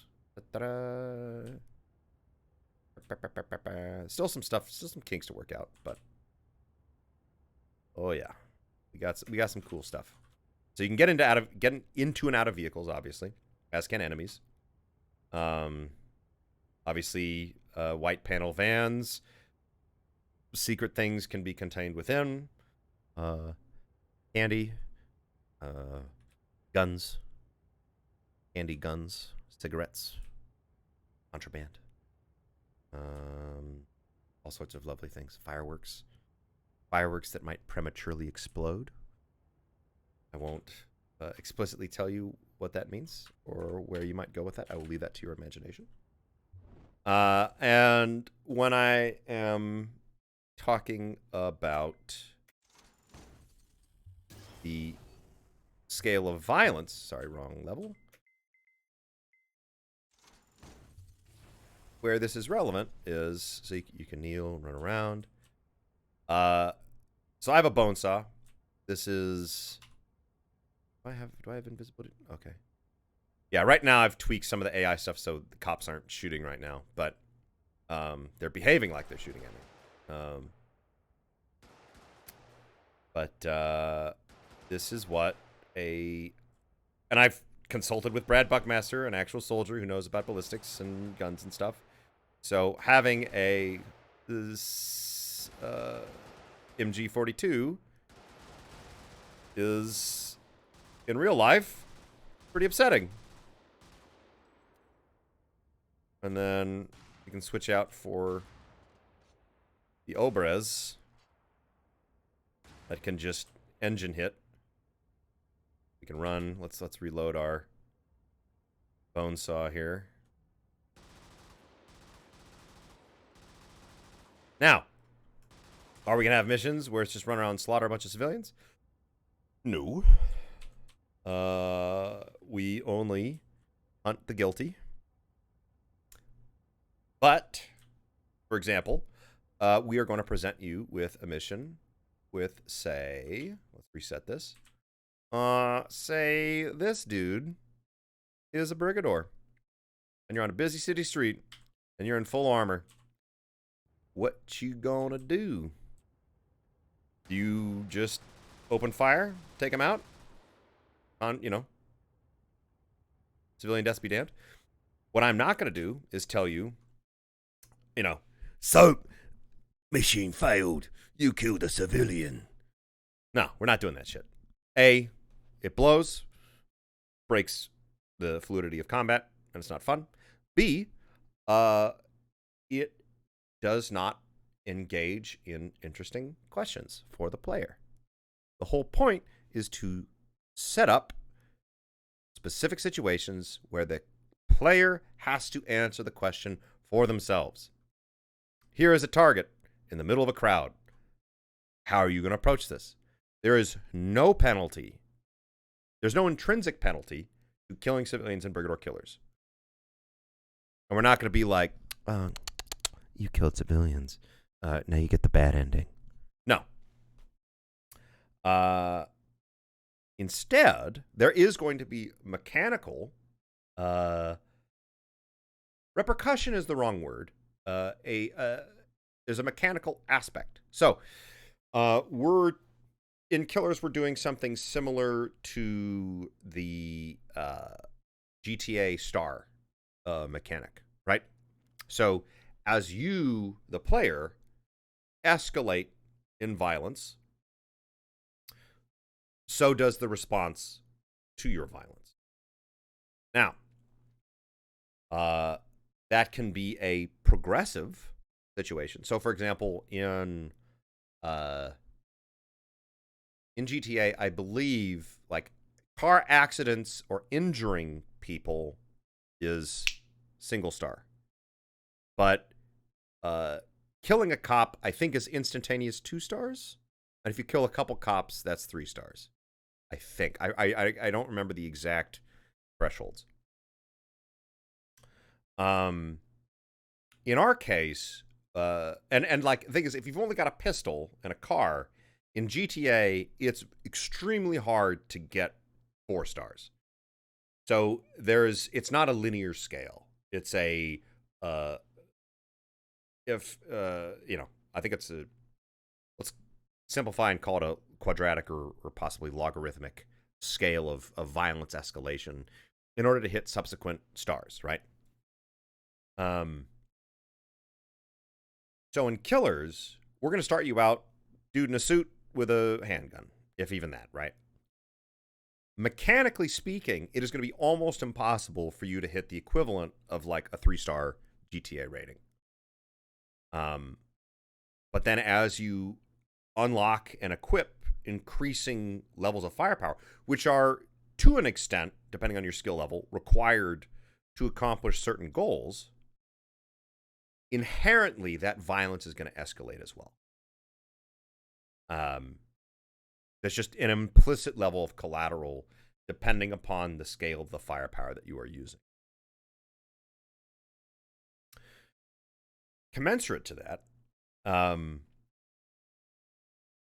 where civilian death comes in, spoiler alert, this is the a big linchpin for how we're building Killers, is that units now have morale. So, and it's not necessarily working properly right now, but there's both morale and suppression. So if I shoot near these cops, let's just give me infinite ammo. When this is working properly, we're currently in the middle of some stuff right now, I can suppress him. So see how this cop is crouched now? He is being suppressed by my shooting near him. And eventually his morale is going to break and he's going to begin running away. Or that's where we're going with this, right? Yeah, so he's breaking, he's running. I can still suppress him by shooting near him to get him to crouch. And we're still tweaking these behaviors, but that's where, that's what we're going to get. And I can also, I can shoot this car, and actually this car isn't properly calibrated. It's a lot of data. But if I shoot that car long enough, I can get people to, for example, bail out of automobiles. So in the case of like, I don't think I actually have it set up anymore. Yeah, sorry, I'm in the middle of a bunch of data changes right now. But so for example, you're in a busy city street, you're in a shootout, it's scary, civilian minivan driving by, you need to take that minivan, you just shoot it a couple times. Person, civilian, I'm scared, bails out, runs away. You can now take that car.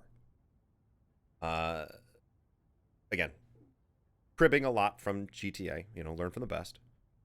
But the other thing is that when units die, there is a double effect. One is increasing the overall, terror escalation in the game. So, okay, I killed those cops. Star meter is going up.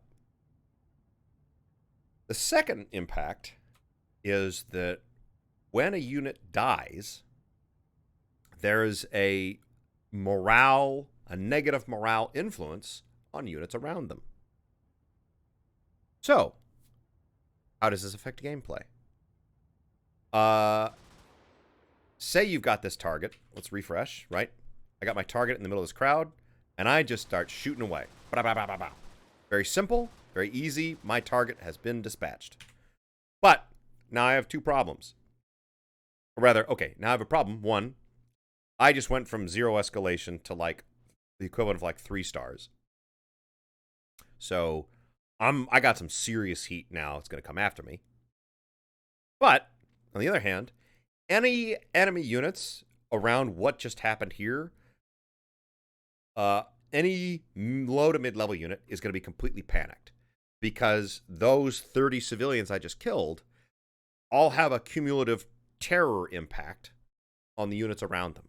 So everyone in the area around that is going to now be in a panic state. So there is going to be an intrinsic mechanical motivation or possibility space for doing what can be argued as war crimes. Real bad shit, right? I have a target that is very inaccessible. I do not have the tools at hand to cleanly execute the target. Or maybe there's an enemy tank nearby. But I can freak those guys the fuck out and get them to bail out of the tank and panic by mowing down this crowd of civilians around the tank. And because that plays into my goal with Killers is I want the player to independently come to a conclusion to do a terrible, terrible thing and not even necessarily be thinking about it. But then, in the post-coital catharsis of that battle, then see the wasteland that they have produced and both have a moment of, damn, that was cool as hell. But then also the veil pulled from the eyes and be like, oh, fuck, I just intentionally did that. I saw, understood, and decided this heinous action because it was what was practical or at least expedient for what was required, you know, especially under duress. Fuck, I can't believe you've done this. So, all that to be said, it's cool to ride around in agravs with 50 cals and just mow people down. Sometimes that's what we want to do and not be judged for it, and we won't judge you because it's fun and it's a video game, and video game morality is not real morality. That's a complete and insane misnomer to think that I think I'm a reasonably balanced person. I love shooting civilians in video games. It's great. I feel better about myself when I do that. And in fact, lessens the overall aggression. Strange Bedfellows is perfect for contemplation. Sebastian, that is an excellent... Yeah, that's the tagline. We won't judge you. You'll judge yourself. And yeah, so like at the end of a mission when you exfil, we're not going to be like, oh, tut, you're a terrible monster. It's just going to be some statistics. Like, hey, bullets fired, things achieved, enemy targets killed, collateral casualties, etc. So, that's enough of that. Let's do a little final round of questions from you guys, and then I think we'll call that a stream. So... I'll put on some Strange Bedfellows again, some contemplation music, and then anything you guys got for me, either Brigador or Brigador Killers related, or just anything else, just hit me with it. And I'll sketch a little bit while we percolate and go from there.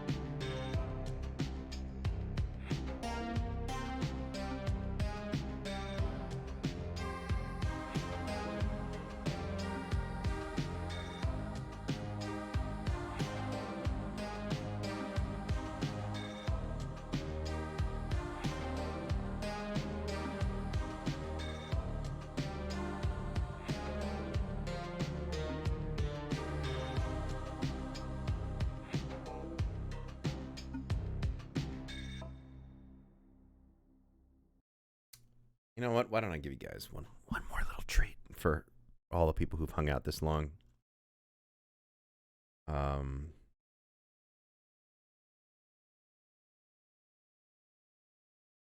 Ooh, yeah. I love this one.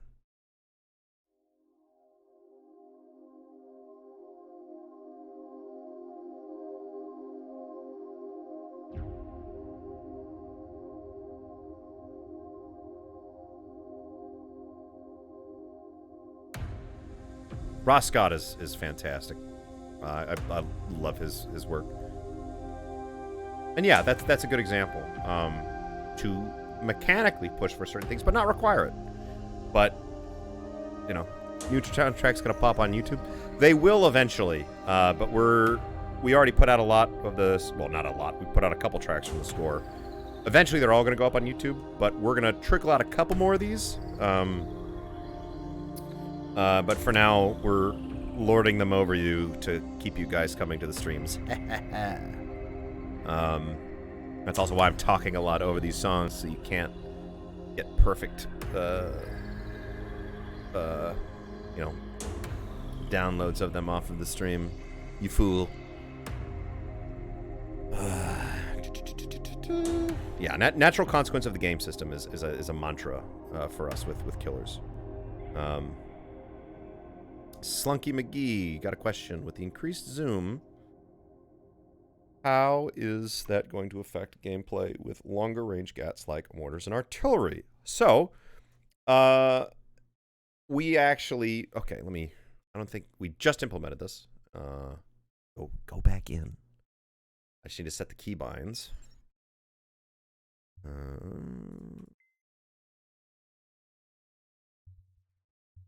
There we go. Aha. Wow, yes! Dynamic mouse wheel zoom! Lore alert. There's dynamic mouse wheel zoom in Brigador Killers. So, find the long-awaited, long-asked-for feature from Brigador to be able to zoom in and look at all these beautiful sprites. You will now be able to do this. What we're probably gonna do is have a max level zoom. Slunky auto moderation. What? Sorry, this auto moderation. I didn't even set this up. So, if weird stuff is happening right now, just tell me. This is a calibration in progress. Yeah, this is kind of a boilerplate that was put in by Benjamin that we need to tune. Please do, Commander. This is make the necessary arrangements. But yeah, so what we're gonna do is have the zoom limitations based on the scale of the vehicle that you're in. So being on foot, we're probably going to cap out max zoom like here. Possibly adjust based on weaponry. So like, for example, if we have a sniper rifle, rather than zoom out more, I think it's going to be increase the camera extension. There's still some stuff I gotta sort out from a game mechanic standpoint, and that's specifically my ballpark. But then, you know, being in a big tank, for example, that max zoom is then going to be extended out, so now you're operating on a much broader level. But still, and the other thing too is, I'm still trying to figure out, like, because of the more realistic lethality scape of killers. So, like, if you're on foot and a tank shoots you, you will die if it hits, right?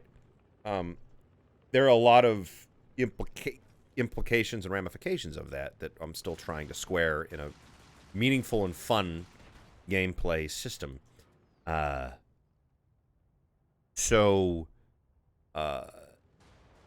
a lot of questions we're trying to answer.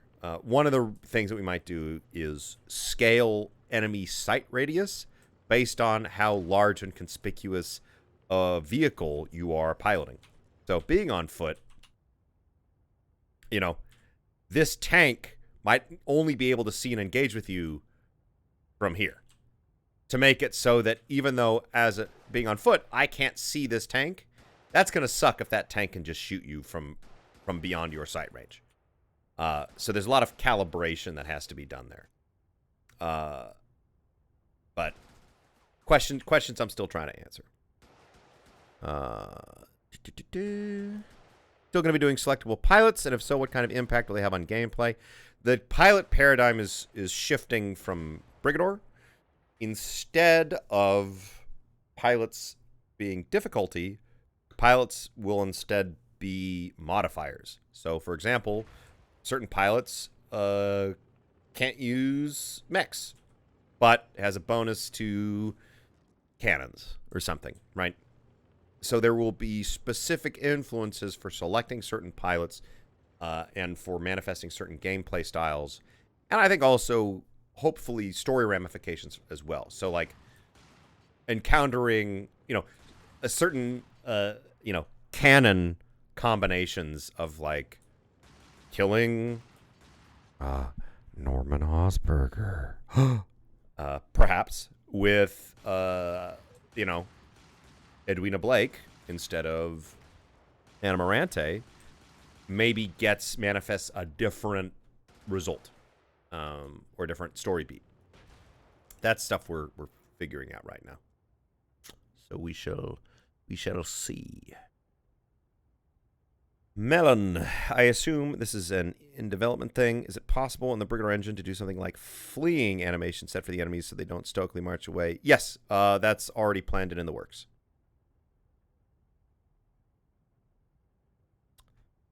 Okay. Anything else? Have I answered all the questions? At least for now, to some degree of satisfaction. Look at this destruction. I know this looks like a shit show. There's a lot of just work in progress right now. A lot of data shuffling at the moment. But for those of you in the secret Cabal, Brigador test number 3 should be dropping in the next week or so. So look forward to that. We will be testing tank-to-tank, tank-on-tank violence, tank-on-tank action, as well as some other things. Otherwise, thanks everyone for coming along. All you lurkers, I see you. Love you. Like and subscribe. Make sure to smash that like button and follow. Wow. Please don't. Actually, don't never do any of that. Gauss and I are trying very hard to be streamers as we do this. But yeah, thanks for coming along. I'm probably going to start doing this more regularly. This next week is going to be tough just because I'm trying to finish up the BK test. So I'm basically on a monthly, bi-monthly slam to get, because I'm the bottleneck on the data side. So gonna try and get this thing out. But then once it's done, probably stream again. I like doing the lore streams. I like talking with you guys about this stuff. We'll probably do some lore streams and eventually maybe do some data streams. And yeah, we went places, right? We talked about urban infrastructure and maintenance costs. We talked about Haitian earthquakes. We talked about and like concrete construction. Talked about war crimes a little bit and the justification for retaliation. And how cool, and I just ran over myself with a tank. That's something we need to fix. Or not. That's hilarious. I like it. Perfect way to enjoy this. Okay. With that, I will see you guys out. Thanks for hanging out. I'll play one more secret track for you guys to head out on. Thanks for joining my Brigador ASMR stream. It was very, very edifying. Wow. Have a great night, everybody.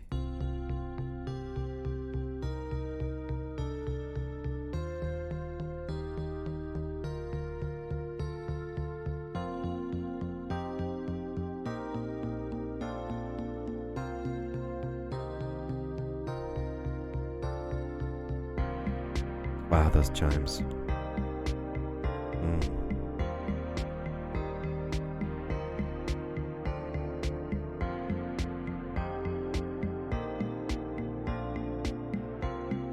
Thanks for coming.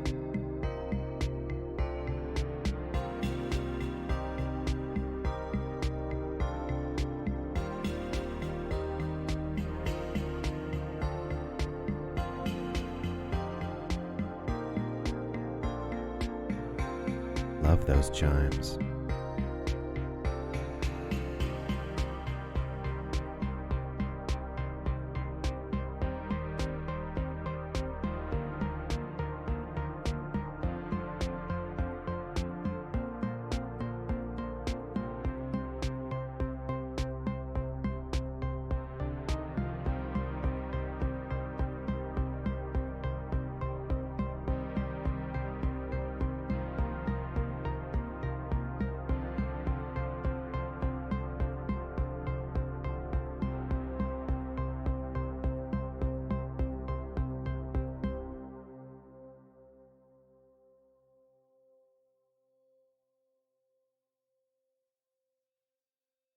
Love those chimes.